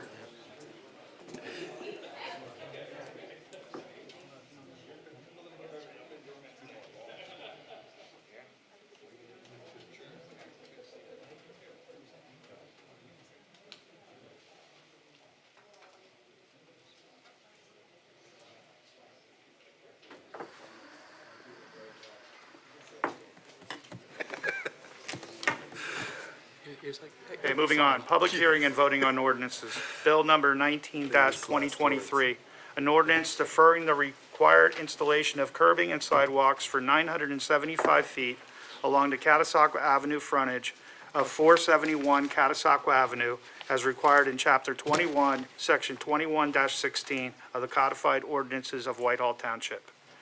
Do I have a motion? I'll make that motion, Warren. Do I have a second? I'll second Fisher. Any questions from the board? This is a temporary deferral, but just lot line adjustment. Mr. Clark? Okay, this is the vote to defer curbing and sidewalk along the entire property. Okay, because it's in front of you because of the lot line adjustment, which trips the wire to look at curb and sidewalk. The Jandals and the Eliases worked it out that there would be more of a property access to the future Riverside Drive at this particular area.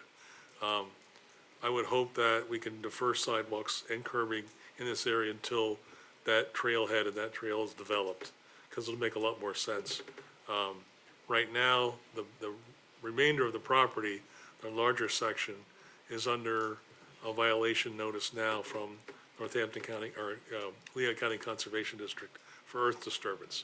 That should be able to play out before we ask them to do anything out there. So if that's the wish of the board, I would endorse Our bases are covered until. for now. Okay, got you. Any questions from the floor? Please poll the board. Commissioner Warren? Aye. Commissioner Fisher? Aye. Commissioner Sloniker? The reason that I'm voting aye is because of what you just stated. Right. And, okay, Commissioner Ginder? Yes? Commissioner Attia? Yes. And President Marks? Yes. Bill passes 6 ayes, 0 nays. Bill number 24-2023, an ordinance amending Chapter 15, Section 17 of the Codified Ordinance of Whitehall Township, establishing Center Alley as one-way only northbound from Hillcrest Lane to Main Street, SR 329, in the Egypt area of Whitehall Township. Do I have a motion? I'll move. Do I have a second? I'll second. Any questions from the board? I'd like to hear the gentleman. Yes. Would you like to come up, Mr. Craiglo? Mr. Craigwell? Well, at this point. No, come up, please. Sorry. Name and address again, sorry. All right. Earl Kriglow, 4509 Main Street in Whitehall, across the street from the property that's being in question. At this point, this ordinance here only pertains to this alley. Am I correct in assuming that? That's correct. But last month, it concerned some other property, Correct. which we would be not too happy about. Correct. So at this vote now just concerns this alley in a northbound section. Correct. That's all I need. Okay. Thank you. So you understand where we're at?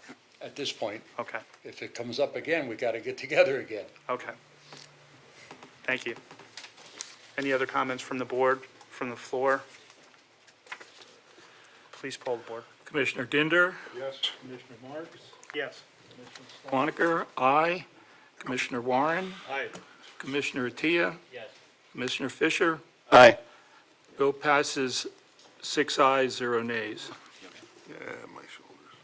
Bill number 26-2023, an ordinance amending Chapter 15, Section 40 of the 2006 Codified Ordinances of Whitehall Township, establishing a 100-foot length, Monday through Friday, 7 a.m. to 5 p.m., 15-minute max parking time zone along the west side of Front Street from Chestnut Street south 100 feet in the Fullerton area of Whitehall Township, Lehigh County, Pennsylvania. Do I have a motion?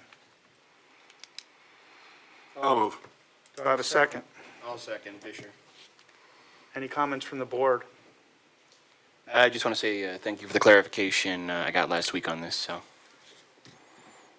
Any more comments from the board? Any comments from the floor? Please poll the board. Commissioner Ginder? Yes. Commissioner Fisher? Aye. Commissioner Warren? Aye. Commissioner Attia? Yes. Commissioner Sloniker, aye. And President Marks? Yes. Bill passes 6 ayes, 0 nays. Public hearing and voting on resolutions. Okay, not a problem. We're going to take a brief interlude here while Mr. Sloniger's out. If anyone needs to go to the bathroom, we might as well do it. Some water? Anybody need water? Anybody else? Randy? There's water in the front. Yeah, they're warm. I'll get some. All right.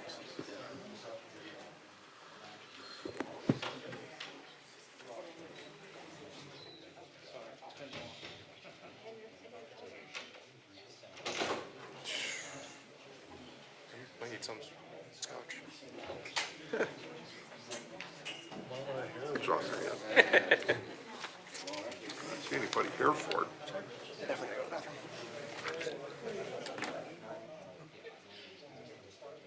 Home run contest. One guy won 28 to 27 home runs.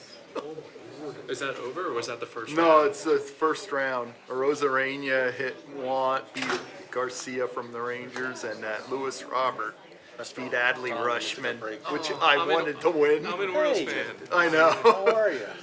Hey, he That's had okay. 27 though. That's fantastic. Yeah, I know. Yeah, he's a stud. Yeah, he Do you is. sleep when you go home? I don't. Last meeting, not this. Play the Phillies. I was up till Oh, are you? o'clock. Yeah, That's we're- soon, right? In the next Yeah, month or it's so? a couple And it's in weeks. Philly, right? Yep. Yeah. Yeah. Cool. Was it all night? Last meeting we had like this, and then my sleeping schedule was messed up. Working all day. Just so Pete Alonso. Came back at 5 o'clock, got to the hotel room, crashed. Woke up, 7 o'clock, I gotta meet my folks at 8. Jump in a shower, get dressed, go down to the lobby, breakfast isn't out. I'm like, okay, well, maybe the person got sick. Went to the job site, the gates closed. I'll take one, One of our please. contacts, like, yeah, the after hours gates closes at 2:30. I'm like, what day of the week is it? It was 7 o'clock at night, the same day that I. Oh, God. No, I've gotten it, like, people get up, go to get dressed, and shower on Saturday. Yeah. But that's how screwed up I was so awake, I looked outside, it was light. Then I come to this tonight, oh wow. I think the first day to come back. Oh. Still, it's, when you're away from home and have a lot on your mind. Oh, my God. I hope it was Every time I go on vacation, it's getting harder and harder to come back. Where did Joe go? About 4 years out. I'm about 4 years out, so. Thank you. Well, good for you. It's story night. No, it's whales jumping at the moon. 4 years I might be. You know whales. Thanks, Joe. You haven't? Oh, geez, it's not a great place to go. Thank you. No, thank you. There's one here from last week. You can sell me that we can help pay for it. $3. What do you think? What's that? $3 a bottle for Well, we were gonna buy a fire truck by selling, having a fundraiser. That was always funny to me. When Jerry made the offer. Yes, I mean, that was, The first might one, need the $1,000, Whitehall wrestling but then Linda was gonna. Think so. did Charles have to go too? Yeah. Yeah, I just have to figured if record the everybody's meeting. going, everybody's going. Everything else? Well, it's just that it was only 2 hours. What are you gonna, the football stadium? The football stadium? No, it's just sweaty. Do you want it? You good? Okay. Everybody set here? I'm ready. Everybody ready? We're gonna go back. Did you start reading the resolutions? I did not. Okay. Public hearing and voting on resolutions. Resolution number 3257, a resolution conditionally approving the minor subdivision lot line adjustment plan of Charbel A. Elias, located at 471 Catasauqua Avenue, index number 2020-23A. Do I have a motion? I'll make that motion, Warren. Do I have a second? I'll second Fisher. Any questions from the board? Any questions from the floor? Please poll the board. Commissioner Warren, Aye. Commissioner Fisher, Aye. Commissioner Attia, Yes. Commissioner Sloniker, aye. Commissioner Ginder, Yes. and President Marks. Yes. Resolution passes 6 ayes, 0 nays. Resolution number 3269, a resolution for sewage facility plan revision for new land development, 135 Crest Drive, Whitehall, PA. Do I have a motion? I'll move. Do I have a second? I'll second. Any questions from the board? Was that Mr. Attia? Fisher, or yeah, I'm Wasn't me. sorry, Attia. Explain it to me. Some of you might have been around long enough to remember Jordan Gates. It's the extension of Oakwood Drive. Goes down to a cul-de-sac. It was brought through with Abatia, and then it got sold to Chowns. We've had a number of issues down there. We'll be revisiting that as they defaulted and the townships has to take over and finish the project. The reason that you see Crest Drive there is the road to the west is Crest Drive that parallels Oakwood, and that's basically about 2 lots in length. And the residual property was owned by Attia, and that had a portion of the property that worked its way out to Oakwood. It was never part of the original subdivision, because at the time, Mr. Attia didn't own that. George Lindenmuth owned that, you might remember that name. So, over the years, he's trying to cut that up and do different things with it, but the area that is now these 4 lots that represents 135 Crest Drive, because that was the original file it came in under. He was allowed 4 lots by zoning, he got approval for that, but he could never build on that because he didn't have frontage on a public street, because the street was still owned by Chowns, okay, if you're following along. So now that the township has taken over the street so we can finish the project, it's now a public street, now he can exercise the subdivision, which is what this is. However, those 4 lots never appeared on the Sewage Planning Act. So this revision to the Sewage Facilities Planning Act will now accommodate those 4 lots. We do have the allotment, it's just a matter of going through the formal process to make certain that they could hook up. So that's where we're at. Any other questions from the board? Any questions from the floor? Please poll the board. Commissioner Ginder, Yes. Commissioner Attia, Yes. Commissioner Sloniker, aye. Commissioner Warren, Aye. Commissioner Fisher, Aye. President Marks. Yes. Resolution passes 6 ayes, 0 nays. Resolution number 3270, a resolution authorizing the mayor to submit a letter of commitment to the Lehigh County Redevelopment Authority for the purposes of securing a Keystone Communities grant from the state of Pennsylvania for blight remediation purposes. Do I have a motion? I'll move. Do I have a second? I'll second Fisher. Any questions from the board? Mrs. Rackus is going to fill us in on exactly what this is all about. Do I get credit for proactively coming up? Yes, you do. You get an extra star. Yes. There you go. Just to give you a little bit of background, I did try to send some information out to you. Over the last several years, even pre-COVID, I had been working with Lehigh County on blight remediation, and there was a Lehigh County blight strategy, there was a Lehigh County blight action team, and kept trying to discuss different issues with respect to blight. And in Whitehall, our demographic is changing, and our properties are changing, and we're starting to have some problems that we never really had before, which we were very fortunate about. I had always tried to ask if we could look into the redevelopment authority, and you will recall that we had many discussions, even with TICTA, to see if we could repurpose that authority, because we can't have a redevelopment authority as a township, the way that the state law is written. We have to work with the county. Fortunately, the county has decided to reactivate the redevelopment authority.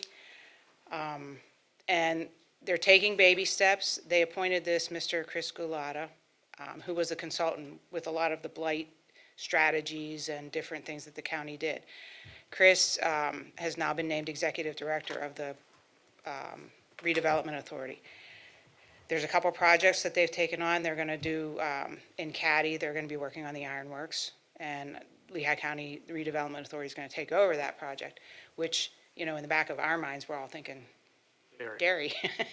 But, taking baby steps, what they're trying to do, that project had some grant funding allotted to it already, and their developer just kind of walked on it. So there's already money that was there. So they didn't have to start from ground zero, and that was an easy project for them to take on of that size. From our side of the table, what they're trying to do with these blighted properties, with the amount of money that they're talking about for this particular grant, it's going to be residential. There's 3 communities that are involved in the grant application. It's North Whitehall, and Catasauqua. The maximum that they're going for, that they can go for, is $500,000, and that would be split between the 3 communities, depending on how much of an ask you wanted to have. It's a 50-50 match. So say we would ask for, and what they're saying, and I think I put that in my paperwork, that they're trying to ask that we ask for a maximum each community of 150. Now they're understanding that Caddy's not going to do that. Financially, they're not capable of doing that right now. What I was thinking, and this is entirely up to the board and Jack. Well, the thing is that what I was anticipating is, since we're starting out with this, and I have a lot of questions yet with the grant. There's different ways that we can use the grant if we get it. A lot of times, the easier way to say is, okay, you're going to buy a property that's blighted. It would become, and you work with someone, like there's different, it used to be the Lehigh County Housing Authority, but there are different agencies that would help you, demolish it, rebuild it, and offer it, to a home buyer. It would be owner-occupied housing. I asked, because of what we have going on in Whitehall, and if you recall, the little slideshow that I had, James and Derek come and show you, I had asked if we can also look into the state and see if there's a possibility of not just acquiring properties, but assisting people that are not financially capable of addressing some of these properties that are in terrible condition and that are in blight. They seem to think that that's a possibility. So what I was hoping that we could, if we did, and it's a 3-year grant. So if you say we budget, say, $50,000 a year for the 3 years of the grant, the county will not the county, the grant would match us the other $50,000. And there's a 10% administrative fee that's taken off right away. So we really wouldn't get $50,000, we get $45,000. If that's too much of an ask, then maybe we would think about maybe $25,000. And then, it would be $25,000 less the 10% administrative fee to try and pursue these projects. They're not going to be easy. And if the money doesn't get spent in Whitehall, then it's going to either be given an opportunity for North Whitehall or Caddy to take it if they can spend it down within the grant timeframe. Likewise, say we get a bunch of projects and they don't use their money, we could do that as well. It's a first step for us. It's something very new. I'm not going to act like I know exactly, how it's all going to play out, because I don't. But I think it's something worthwhile for us, and I think it's a very good sign that they came to us, because we've been very proactive about addressing blight and about the concern that we have for blight. And I'm just hopeful that if we start this partnership slow, then it can lead into something much bigger, because we do have a need. So that's the whole point of the grant. And, you know, like I said, their max was 150,000. I don't know if that's something that we can bite off at this time. I would ask that at least we try for 25,000 each year for 3 years. And that's what I have to submit the letter to them, because Chris is getting the grant together to submit to the state. So that's where we're at. And a And perfect example, Lee, we had talked about this extensively, was Lehigh Avenue, the failed septic system on Lehigh Yeah. Ave. And to address a situation, an emergency situation like that, Yeah. because that's virtually what it was, because there was, you know, brown water flowing down onto the street, basically. yeah, So maybe this could be a tool to offset situations like that. yeah, and you're talking about somebody that, you know, had to move out of their home. I mean, Right. we have more than a few of them. Right, A lot of them are in the lower area of the township. Right. Where you have the densest population and Right. some of the oldest housing. you have old infrastructure, failing Yes. systems, and, you know, things need to be addressed, and some people just don't have the wherewithal. I No. mean, they just don't have the means to do it, and it's unfortunate, but it also becomes a public health issue. I mean, if there's a failing system and it's pouring onto the adjoiners or into the street, it's something we have to deal with as a community, as a township, if the homeowner can't do it. And that's what pretty much Lee, you know. Right.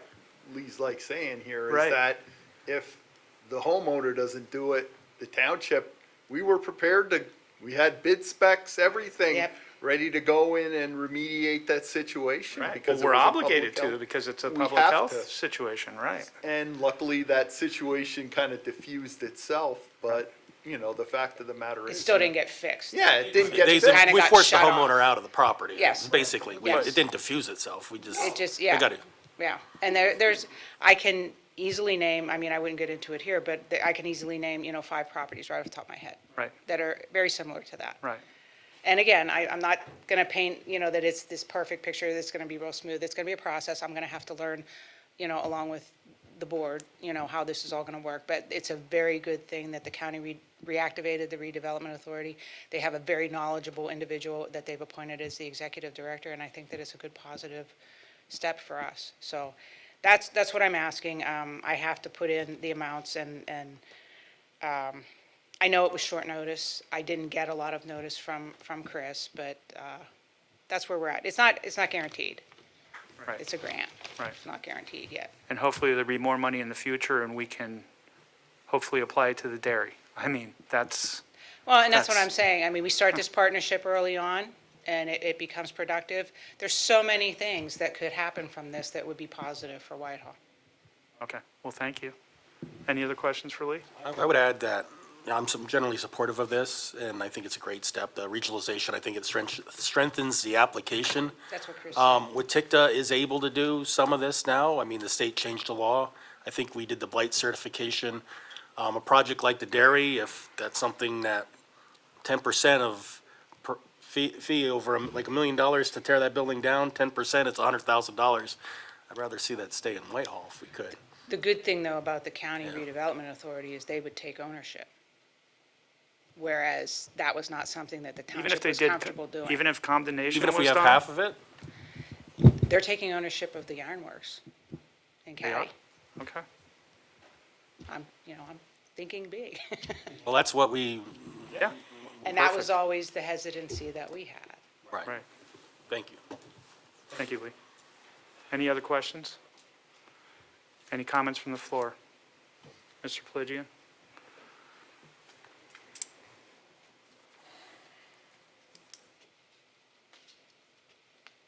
Rob Pelagian, 415 Oakwood Drive. I had referenced this resolution earlier when I spoke to the board. I encourage you to approve it. I also will make the observation that if we have $375,000 to pay for open space, this should be top priority because it's our money and we should be keeping it throughout the entire township, not just benefiting a certain section. And I'm from the lower section of Whitehall that the former mayor used to call almost Allentown. And after hearing tonight, I honestly, I'm very disgusted. I really am. I'm very upset with what happened tonight. Schneider?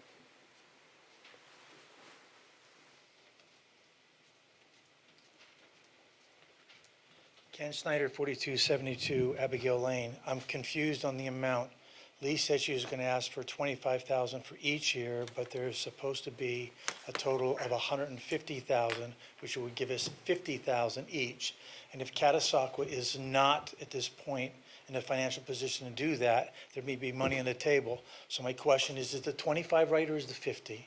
This is all very preliminary. That discussion hasn't been had yet. But she's going to fill out the forms and She's send going to them in. make a recommendation to us. Oh, she's not filling the form out with the 25 or the 50 right now? Well, my recommendation is the 50, The but 50. I didn't know if. To that take was- whatever, Take if whatever you can give Catasauqua us. doesn't take it, we will take Well, it. it would be our commitment to $50,000 a year through the next 3 years, 24, 25, It'll 26. be 150 total, I heard 25, I'm sorry. yeah.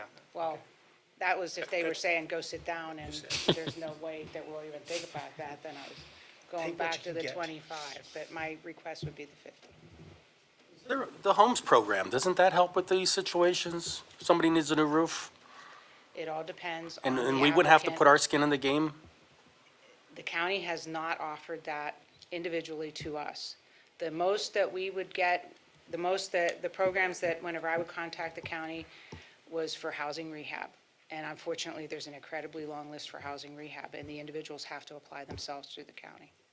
I think the county should look at a homes program if if one They do doesn't have it. exist. They do have it. I know But I whenever mean, I if was. like a house has a roof failing, instead of We us have paying half of gotten- it, the homes program would probably finance all of it. Well, we do get, I have had people get money through Lehigh County for housing rehab. Unfortunately, the list is incredibly long, and they have to apply themselves because they all have to be certified from an income standpoint. And I can ask a million questions like others do. What if we fix a house and now somebody wants to sell to it? Do we get our money back? I don't know You know, if there it's- is a restriction like that on that, but I'm sure that they'll make it clear if it is. I don't believe there is. The whole point is addressing blight. Now, if we would take ownership of the property and demolish it, and then a new structure would be built, there are restrictions. It would have to be owner occupied, it would have, there are additional restrictions. And I'll ask Chris that question, and I can get it back to you. Yeah, I mean, those are questions that were kind of questions about the farmland preservation, trying to, Yeah, well, somebody's gonna make money off of our dollar. Yeah, I can ask him and get back to you. Thank you, Lee. Okay, any other questions? Please poll the board. Commissioner Ginder? Yes. Commissioner Fisher? Aye. Commissioner Attia? Yes. Commissioner Warren? Aye. Commissioner Sloniker, aye. President Marks. Yes.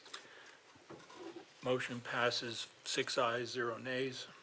Okay, under other, motion, request for a special permit, Chuck E. Cheese, 1,000 Lehigh Valley Mall. Do I have a motion? Are there any representatives from, no? No one's here. So the mouse is not here. Okay. You don't allow it. I guess at this point, we're going to table this because they don't, Or we deny it. I mean, they didn't come out. or are we deny it? Okay. I mean, we did get a memo saying that they Yeah, were but I gonna mean, work it- with. Right. We didn't get a chance to ask questions. I mean, All right. Right. Yeah. Saying they want to work Do- late, does that mean 2 in the morning they pull out the jackhammer? I mean, Do I have a motion, to deny?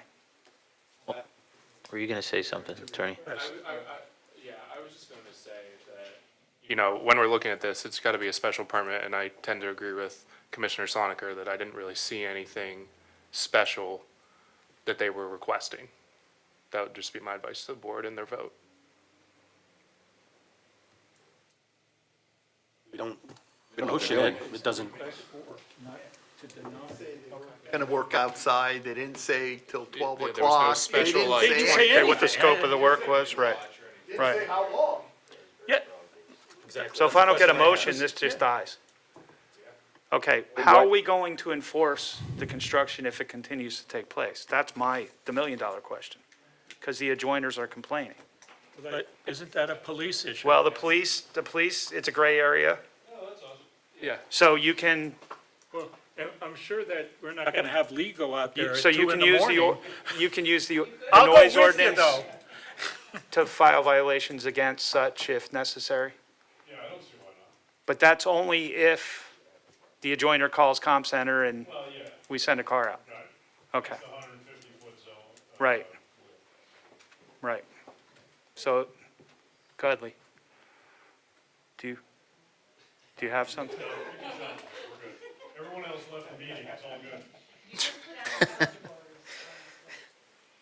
Okay, unintelligible. Like, we'll be Noted. responding to them, though, to let them know that it was not approved. That way they know up front. Yeah, Okay. that's what we're gonna go through it, and, well, at least I'll vote nay.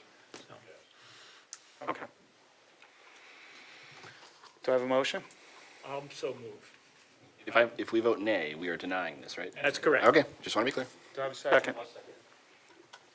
Who was second? Mr. Tia. Tia. Any more questions? Please pull the board. Commissioner Sloniker, nay. Commissioner Atia? No. Commissioner Warren? Nay.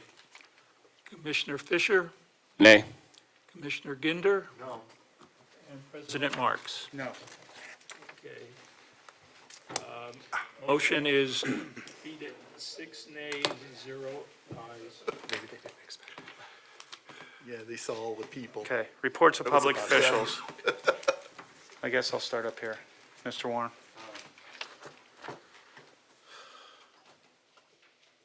Or something, but, Frank, a quick question. Is the window of opportunity closed on getting the Mechanicsville Road project done this year before school opens? And if that's the case, I would recommend throwing that into a multimodal grant, unless we feel it would have caused the project to cost more. Well, it'll definitely make the project cost more, I can tell you that. Because we still have to follow prevailing wage and everything else. But we might have to get additional right-of-way, that's involved. We have to move signal poles, things like that. Well, that'll all be involved if we want to do that. So, Not simply because, other communities applied for a grant just to extend a sidewalk to a convenience store on public land. and what you're looking to do is widen Mechanicsville Road at that intersection. That'll probably have to go up to central office. I don't know how long that could take, Jeff, I really All don't right. know, okay? All right, I- no, I'm not trying to make I it take totally longer, get- I'm just trying to say, Well, I if it's gonna don't- be another year, we might as well see Well- if we can get some money from the state for it. Well, we're right at the edge. We're trying to get a resolution in front of the board. I guess it'll be August at this point.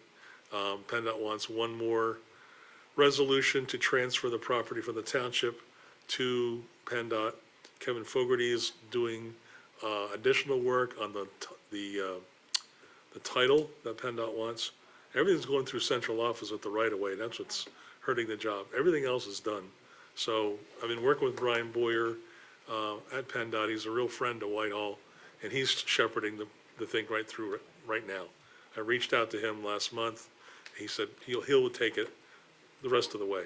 So I've got an inside guy finishing it up. We can get plenty of work done even if we have people working over the wintertime. We don't have to be out on the road. We can have all the stuff done off the road, which is always, part of the game to getting that bid as soon as we can possibly bid it. So that's where I'm at with that, Jeff. The other thing last week we brought up. I brought up about Whitehall Plaza and the lack of curb reveal, and I guess we never got feedback from PennDOT. We did to a point, going back years, we met with PennDOT, even during COVID. We did Teams meetings, or I guess it was WebEx, with their design team. I know Carl went out with one of our guys from our office, Tom Diley, who's really good with all the ADA ramps. I think, Mike, you were along with that too. And went through all these intersections, gave them specific recommendations, specific ideas, can't see right, for the whole corridor. We talked about the Taco Bell flooding area. We talked about that area in front of the Whitehall Plaza, they're calling it now. That whole area, that's been a notorious problem since the Earn days, we go back that far. We went through all that with them, along with the Mechanicsville Road left-hand turn bay. So they agreed to do certain things and they just walked away from the others. We never stopped asking them, come on, guys, we can't let this alone. And unfortunately, that Whitehall Plaza does not have an HOP for the driveway. That predates HOPs. I think there was an Acme early on when I first started up here. So that whole curb line has deteriorated over time. I reached out after your comment to the superintendent who's working on that. He said, well, there's no way we could do it now. It was never on the list. It was never approved as part of our package, which I fault the design team at PennDOT for that, because they just walked away from it. I said, well, how do we remedy this now? And with the roadway being resurfaced, they could still replace the curbing without touching the road. You can do that, we call it face forming. It's a common practice with concrete where we actually nail the form into the existing pavement and then work behind the curb. Because they could excavate in the parking lot area, roll whatever's left of that curb out and hand form it along that whole frontage. Now, the commissioners can order that to be done, all right? At any time, you have that ability in the ordinance, this, I guess, streets and sidewalks ordinance. If you so desire to do that, you could order them to do it. The flip side is, if they don't do it, then we would have to do it and then lien the property. So, again, it could be, I guess at this point, I could offer, if we want to intervene, or I can intervene and contact them and say, listen, this is what's coming down the pike. How do you feel about it? Or, commissioners won't want to cooperate, but at the same time, you've got a hazardous situation here. And if somebody decides they're going to fly into that parking lot and beat the person to the last parking place, they could wind up hitting somebody. And, that's a worst case scenario, but it's entirely possible. I mean, you sat out there, you saw what it's like. So if the board wants to discuss it, we can kick it around next time. If you want, I can start reaching out to the property owner. I mean, they just put a lot of money into it, I understand that.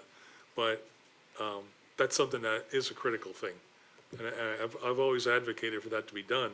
It's just trying to get through the PennDOT mechanism to get that done is damn near impossible.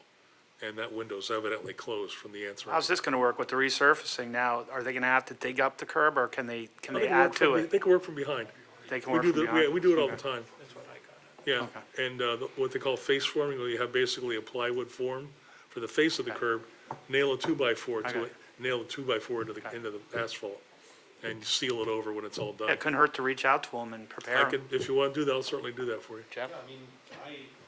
I'd rather do it cooperatively than with a big heavy hammer, and if they want to do it, we'll certainly, guide them through it to get them to do it the right way. So, but if, I'll reach out in that regard, and if they refuse, then I'll take that back to you guys. You can decide what you want to do then. It's time to do it, I agree. It's because past it'll never get done. Absolutely. 7, 8 years from now, PennDOT will repave again, and it still won't be done. It'll be higher than the curb, right? Necessarily a bad thing. They could certainly look at the driveway the way it is now. Is it appropriate, the geometry appropriate for the speed of the road? Because we've all been behind that person who slams on the brakes, oh my God, I gotta turn in here, and it creates a problem, so. I'm not gonna monopolize the time anymore, other than when they do the traffic resignalization, people have been complaining that the turn signal is too short, that it allows 3 cars and like 5 cars are trying to get through, Oh, I so know. that's all I have. That's okay. Again, I'm fighting PennDOT in the precious green time on MacArthur. They won't give up a second of it. So, Okay, let's stay on roads then. Down at the Wawa, the turning lane, they laid the pavement down, but when they did the line, is there a reason, and again, maybe this is something in their code that I don't know, but it seems like it extends further down, but if you go down to the next place where we have a turnoff down at the auto zone, that's right up against the thing. But this here you have, and again, you probably get 2 cars that you could put over up here at the Wawa. okay, you're looking at northbound MacArthur to westbound Mechanicsville, right? When they put the Okay. binding layer on, they Right. repainted the line exactly where it was. Oh, no. Following past practice No, is what and they're again, doing. that's why I'm bringing this. Right. I don't know if it was longer or shorter. Well, they don't know any better. They're just going by past practice. They see what's there and they're restoring it, so. Reach out to them tomorrow. I was away all last week, so I didn't see anything they did. Yeah. And, okay, Make sure, Frank, or we're going to have a very short, And- deceleration. Now, and the other thing, now, this is what, again, the last meeting when I brought this up, on Mechanicsville, coming out at the McDonald's. You're going to make a left. You said, oh, those trees are down. There's a tree, and I mean, it's a No, no, huge it will tree. be down with the project. Well, I'm just saying, though, that there's cars that go in and out of there all the time, and I'm just saying, you do not have a line sight, and I'm not the one that wants to take down a really nice tree like that, but for safety's sake, you You have have to. to, yeah. Yeah. Yeah. And the last thing, we have them, the last time that was on Sunday, they go up to the exit from the mall on MacArthur, where they ground it down, milled it. How far are they going to go? Are they going to go all the way in Allentown, or are they going to stop right at 22? I have no idea. The original plan I heard was to Grape Street. Yeah. When And I they saw went it coming south. down in front of the Yeah. mall, I was rather surprised. Yeah. So something must have happened somewhere in the wheels at PennDOT to have them go down that far. As far as the rest of the way down, there's another project under design right now from the southern end of the township up to MacArthur Road, including the bridge over the Jordan, everything. That needed a whole lot more than Yeah. up above. Oh, I know. But I did give them kudos. I mean, they got done a whole lot of stuff in a very short period of time. That's all. Mr. Governor. Yeah, Mayor, are we going to get the Chestnut Street barn painted this year? Yes, I talked about it again with Brandon, and that's going to get done. Did that go out for bid already? No. Are Brandon's guys going to do it? Are we going to do it with township personnel, or? And I think he's talking with Lenore about that, so, but it'll get done. Well, you asked about the roof, too. Yeah, they're going to do the roof, We get too. two line items, and if it's just nominal cost to do the roof, I don't. Is the roof solid rust, so to speak? Okay, I don't know anything about the roof. Yeah, I've been talking about the roof now for about a year. The roof's like solid rust. And before that rots through, that's a galvanized roof, before that rots through, and then we have more trouble. All right, last question for the mayor. On Riverside Drive project, have we heard anything from the state or the county down there about anything going on, any meetings? We've had meetings. When was the last, can I ask? It's been a while. It's been a while, but I thought. They're coming to the board in August. Making a presentation in August in front of you. The map behind you is from that. They're going to be coming before the board in August In August. with their sketch plan. But any meetings between the state and the Not- county, Not between the state. at the planning commission? I've not been to the planning commission. Lee, have you heard anything back there? No, I mean, just that it was, the sketch plan was reviewed by the planning commission, and they're going to be coming to the board in August to discuss the same things that they discussed before the planning commission. Hopefully, they got some good input from the planning commission, and they'll be able to have some answers to some of the questions that they brought up there. But unfortunately, I was not on the technical or coordinating committee meeting for LVTS this month, but I don't recall seeing anything in the paperwork in the agenda that was on either. It was just that, it's been added to the TIP as a project. Yeah, it's been so quiet, and that was that's why I'm kind of asking that I'm not missing anything, because it just seems it's been so quiet for so long with such a push to get things moving down there. backing off what you're asking, Third and Grape Street, when they were in here, they're like, yep, we'll get it on the tip. That project can't get funded if it's not on the tip. And I'm still here, it's draft, but when is it gonna be final? We need to plug somebody. If they feel that they're gonna fund it another means, through multimodal or something else, that's a different story. Yeah, I don't know if they're gonna fund it. We asked them to combine it because Third and Grape is now part of, Third and Grape and not for Third and Grape, sorry. The Fullerton Avenue interchange and the Fifth Street Bridge are gonna be combined as one project. They do these things with the tip, they play games. They separated Fifth Street Bridge from the 22 improvement project years ago, and now they're deciding that they're gonna put those two back together.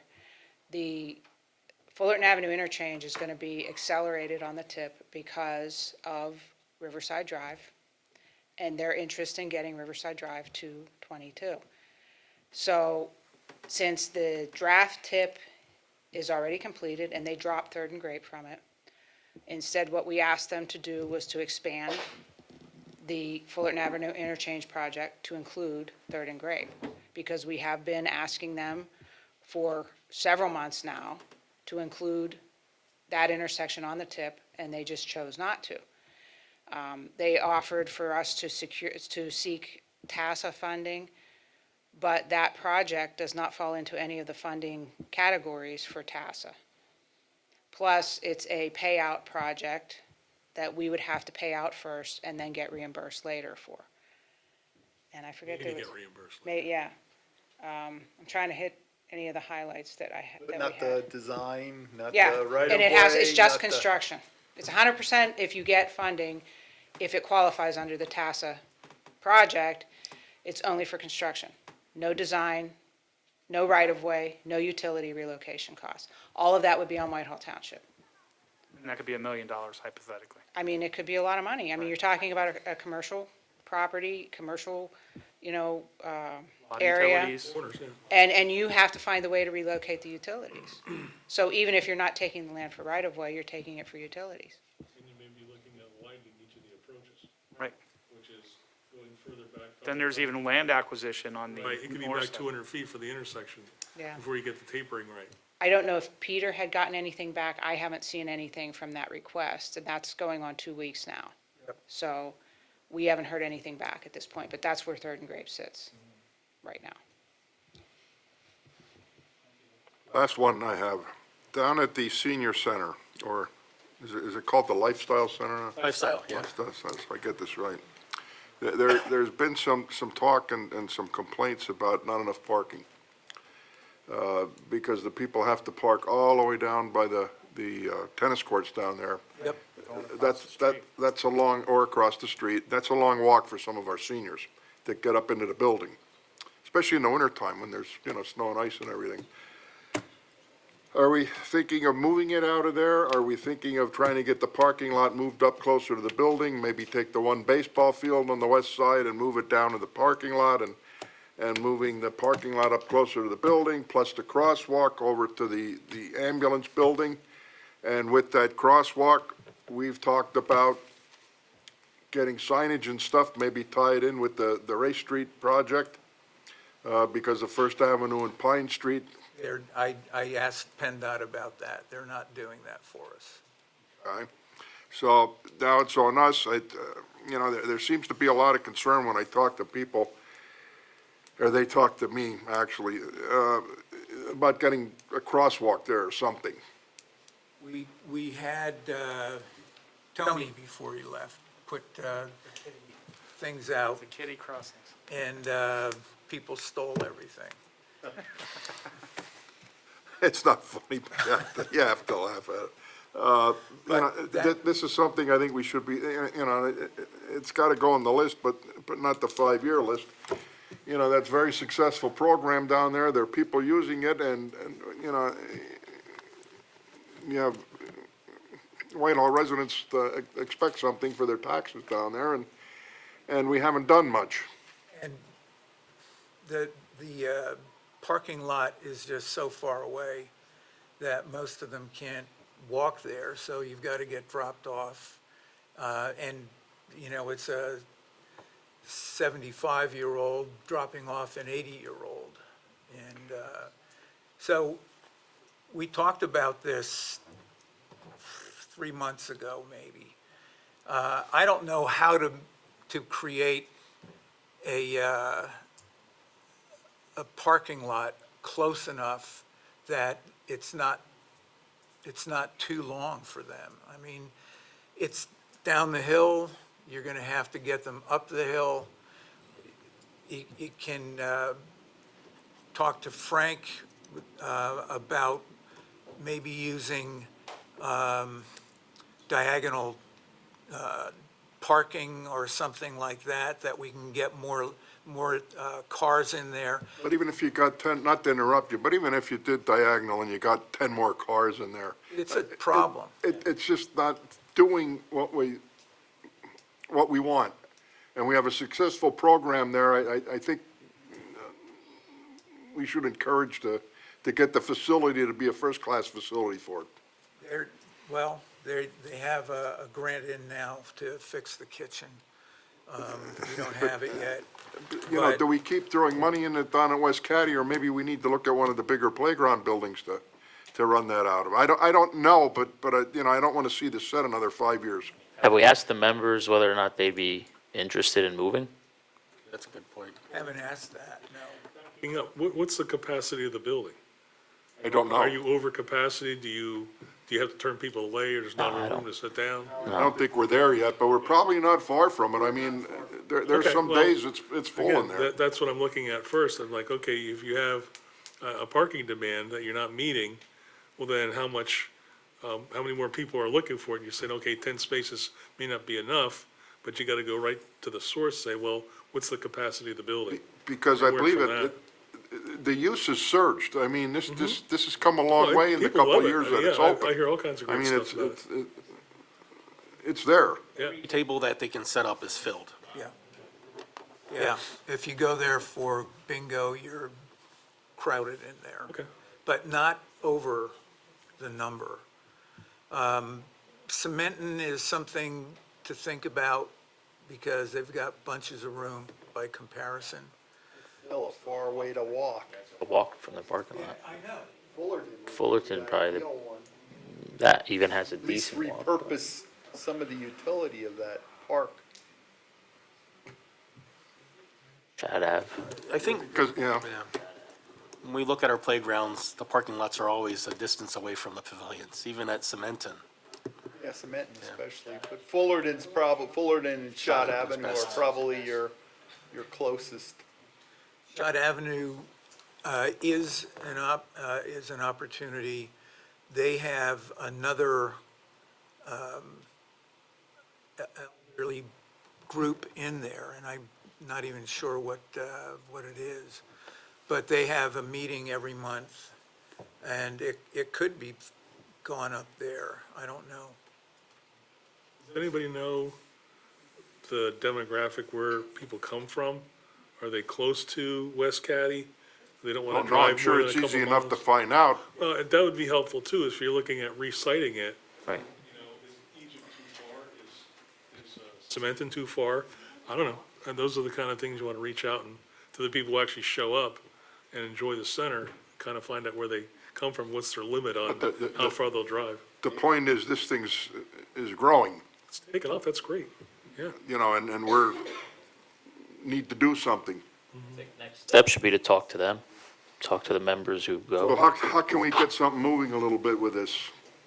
Not to dump any more on the rec director's plate. Well, I'd begin by talking to Andrea because she's the one who's with them all the time. She seems pretty comfortable with what's going on there, but if we try to get another 15 or 20 people in there, we're gonna have a problem. I don't think we can create a parking lot close enough to really make it work, Unless we move that upper ball field on the west side of the building. which would be a shame because it's a beautiful Well, facility. I understand that, but we're back to the necessities. You know, why, if we have to move a ball field, it's not the end of the world compared to losing a program that was started fledgling and has worked well, has grown. Yeah. You know, people move ball fields all the time. I'm not saying that's the exact fix for it, but, you know, That's our road. That's our road. where the ball field is. Yeah. Yeah, That's our road, a township road. yeah.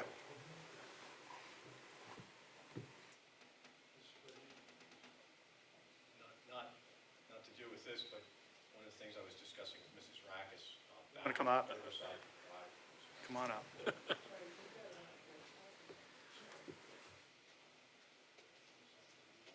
I'm done then, that's all. I figured you'd give me a little lax. Rob Pelagian, 415 Oakwood Drive. I was speaking with Mrs. Rackus, and I'm back on Riverside Drive. This has nothing to do with the bingo, but one of the things at the Planning Commission that was brought out was the fact that they acknowledged Kemet and Fullerton as being a very big issue. And so that's something that the commissioners may want to discuss at the August meeting, just bringing that to your attention, that we did get them to acknowledge that. So there was The quite a bit, intersection of there was Kemet quite a and, bit of discussion. In fact, they offered, yes, we know that it's going to be a problem. So there was discussion about traffic flow in that entire neighborhood. It's on the plan. So, No, Kemet and Fullerton. yeah, well, no, what I'm No, getting at is now the opening. you're talking about Kemet and Catasauqua, but we're talking about Kemet and Fullerton Avenue. What I'm getting at is they have it on the drawing. Yes. So it's Right. going out to Fullerton. No, absolutely, but Right. we had a discussion about the traffic flow in that neighborhood Right. and what could be anticipated. Right. Well, see, that originally was not going to be opened. That's my point. That was told to us, told to this board in this room by the LVPC. I was at the meeting and specifically asked that. So there was also discussion about Wood Street and the approach up through there and takes and things like that. So you're going to find it's going to be a very eye-opener for you. They're learning a lot as they go forward, and we asked quite a few questions. So enjoy yourself. It'll be an eye-opener as far as how far they think they're going to get too. thank you.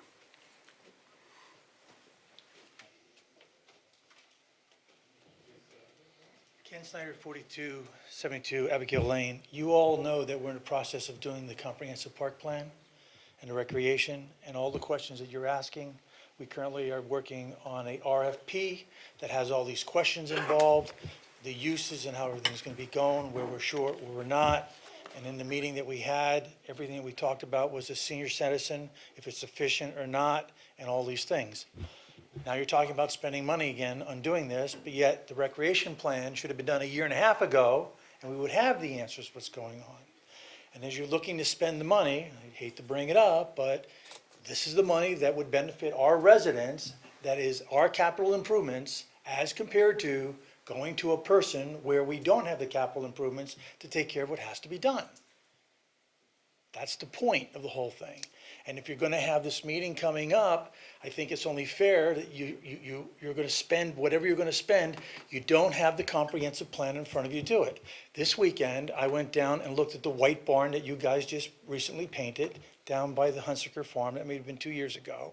I went inside the building. I talked to the purveyor, Mr. Miller, that was in that building, and he gave me some feedback of what's going on. I looked at the grist mill. From there, I went looking for a bird sanctuary that I didn't find, that I found it was gone. And then from there, I went down to the Pride Farm, which is a cluster, you know what, because I looked at it, and it was really tight that we now got slate roofs being put on buildings, and we got copper flashing being put on, and the weeds are growing all over the place.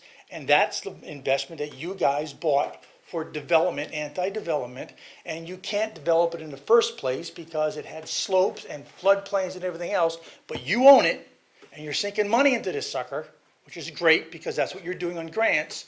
And now we're going to sit down and do the other stuff, and I say everything gets put on hold until the recreation plan gets in place to review it. Like sunny days? Do I like what? Sunny days. No. What is it? Why do you ask? No, just, No, why do it you always ask? comes back to Pride and Farm. Why? Why the Pride Farms? Because I see you invested 375, you asked me a question, I'll answer it for you.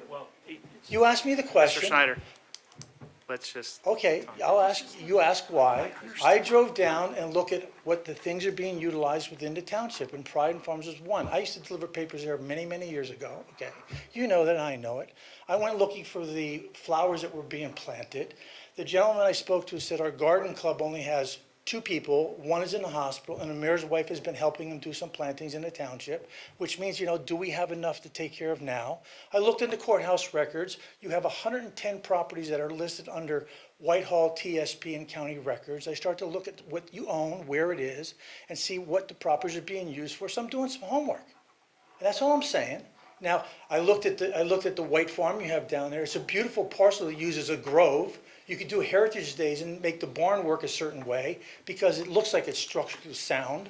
So that's all I'm saying. So if I'm going to send money in the Pride and Farm that's slowly falling apart, in my opinion, and I'm entitled to my opinion, and take that grant money and set it over here where we could have a grove, that would make more sense. But you know what? We're going to pay a gentleman a lot of money to do a study to tell us what to do. When we get the study, that's when we do it. That's all I'm saying. You may disagree or not agree, but that's what I'm at. Comprehensive plans, it's a means to an end for, The comprehensive plan, when all the questions that you're asking would be answered by the comprehensive plan. Yeah, yeah. You know what? Mr. Simon. Guys, you want to shut me down, but you know what the problem is? no, You don't want to No, deal with the issue. Sir, at this point of the meeting, it's for the commissioners to talk. Again, you had your ability to talk for the 3 minutes, and you went You and I ahead. will always disagree, Tom. Well, And you're saying stuff that's not true. And again, I don't want to get in an argument because you shouldn't be up here now, because you're not talking on In what all was fairness, vital here. it's late, passions are high. You know what? It's late. You had 68 people in here that you didn't give them the full story of what's going on, and yes, I resent Could that. you please gavel him? Gavel me, I don't care. Okay, Won't be the first and it won't be the last, Tom. Wow. Moving on. Jeepers, that Mr. never Fisher. happened to me either, Ken. gentlemen, My Mr. turn. Fisher. Okay. Thank you. Okay.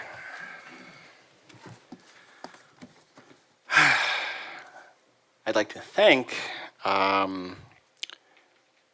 Public Works and the mayor and whoever put the water bars in yesterday because of the flooding that was going on Eberhard Road. I took a drive around Hockey. I live near the areas where it floods. I'm very grateful and glad that those got in place. I think we kind of dodged a bullet yesterday. I worked down towards Limerick, and I can tell you it was much, much worse down there in terms of flooding and floodwaters. So we lucked out. But thank you to the Public Works, and thank you for getting those barriers up in time. Okay. We had a lot of people out yesterday. Yeah.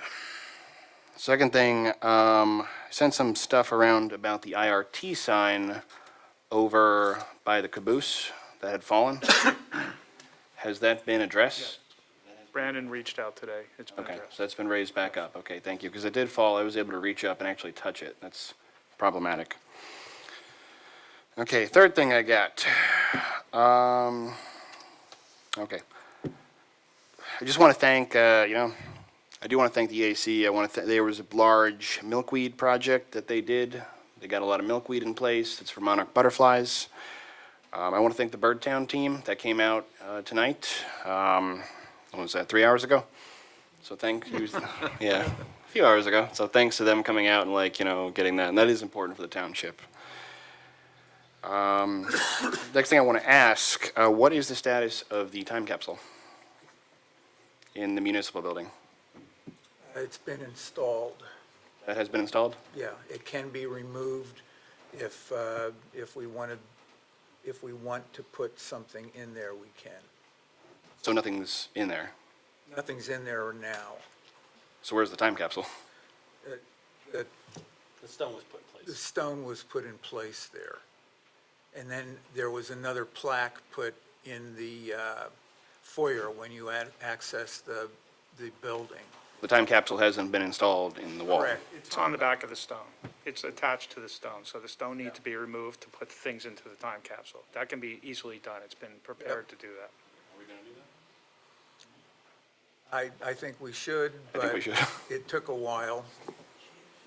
I think that is something important that should probably be done sooner rather than later. I mean, this building's been up over a year. I know it seems like a petty thing, but, most of this meeting tonight was talking a lot about, legacy in the township, what we think the township will be, where we think the township is going, and, I think emblematic of that is one of those things of that time capsule. And, let's be honest, we're kind of at a juncture of where we think we are as a township, where we think we're going, and, 50 years out, I'd really like to take my children there and look at that time capsule and really see what was it like 50 years ago?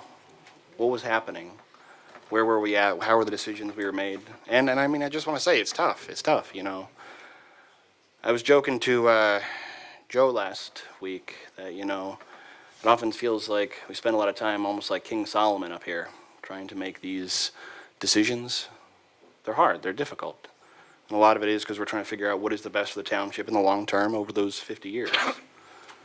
Unfortunately, we can't divide the baby, so we kind of have to figure out what the best way is to treat it. So I'd be most grateful if we could get that time capsule installed as soon as we could. It would mean a lot to me, and I think it would mean a lot to the township. So thank you, everyone. Good night, good luck, and God bless. Mr. Tia? It's late, I have a few questions, but I can email them, so it's no big deal. Well, with that being said, I'll be brief. Frank, Lake Taylor Villa, both sides, north and south, were almost capped off today. We can't take no for an answer anymore. They need to get the fence up. Yeah, the fence is ordered. It'll be up in August. Okay. Yep. But it's almost topped off today. That little mini thing we had after yesterday, I couldn't believe it. I've never seen it that high. It's throttled back during construction. Okay. So that's anticipated to happen during construction. Once the, everything's stabilized, those controls will come out. Okay. And it won't come up near as high. Thank you. Mayor, last week we talked about South Church and, that corner. yeah, have they been contacted? No, they have not been. Okay. The area there is maybe this high. It's been pushed back, but it should be, it should. Reach out to Mr. Jandal and get his people in and, okay. But another thing, that corner there was blown out. There was Rain. mud With the rain, everywhere. yeah. Mud and rocks. Yeah, well, the next thing I want to bring up is Mount Egypt. Yes. Okay? I was going up Chestnut because I avoided the hill today and I didn't have the sight line to turn on the Chestnut, but took my life in my own hands and got across. Mount Egypt, the new mountain that they're building on the backside of the quarry, they actually have controls in place on Chestnut Street, and there is mud. It looked like Southern California. There was mud cascading down through their controls on the Chestnut Street, and if you drive up Chestnut Street, there is mud everywhere. Same with MacArthur, right. Well, yeah, we need to reach out to the DEP, and we need to get some controls on the controls, because that thing keeps getting bigger and larger and wider, and I'm waiting till one day it just goes everywhere. I don't know, maybe I'm wrong, I'm not an engineer. I scared the hell out of me, to be Right, honest. Right, and I think the other thing it's doing, and this is just an opinion, we're having the neighbors down in Taylor Villas suffering because of the blasting. Well, the bigger they build the mountain, the more concussion is gonna go westerly, because it has nowhere to release going east. But I just wanted to bring those things up.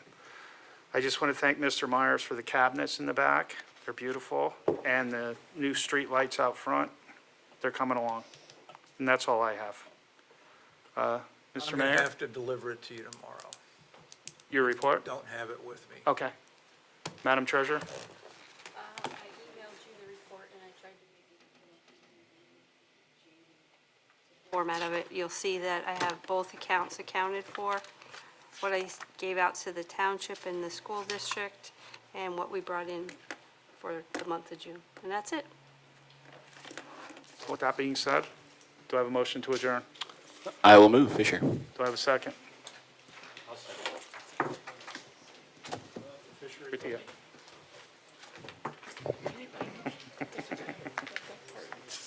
Did you sign your stuff? Okay. I don't know who gave it.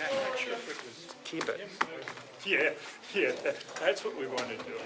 Give it to Sloniger. What do you use it? Talking about the turning lane down there? On Mechanicsville Road, northbound. Oh, I thought you were talking about the one on 145 when they I don't know if he put the gave leveling it. course on. He's taking it back, so he must have given it. They did? Yes. Okay, heading northbound in front of Wawa? Yeah, heading northbound.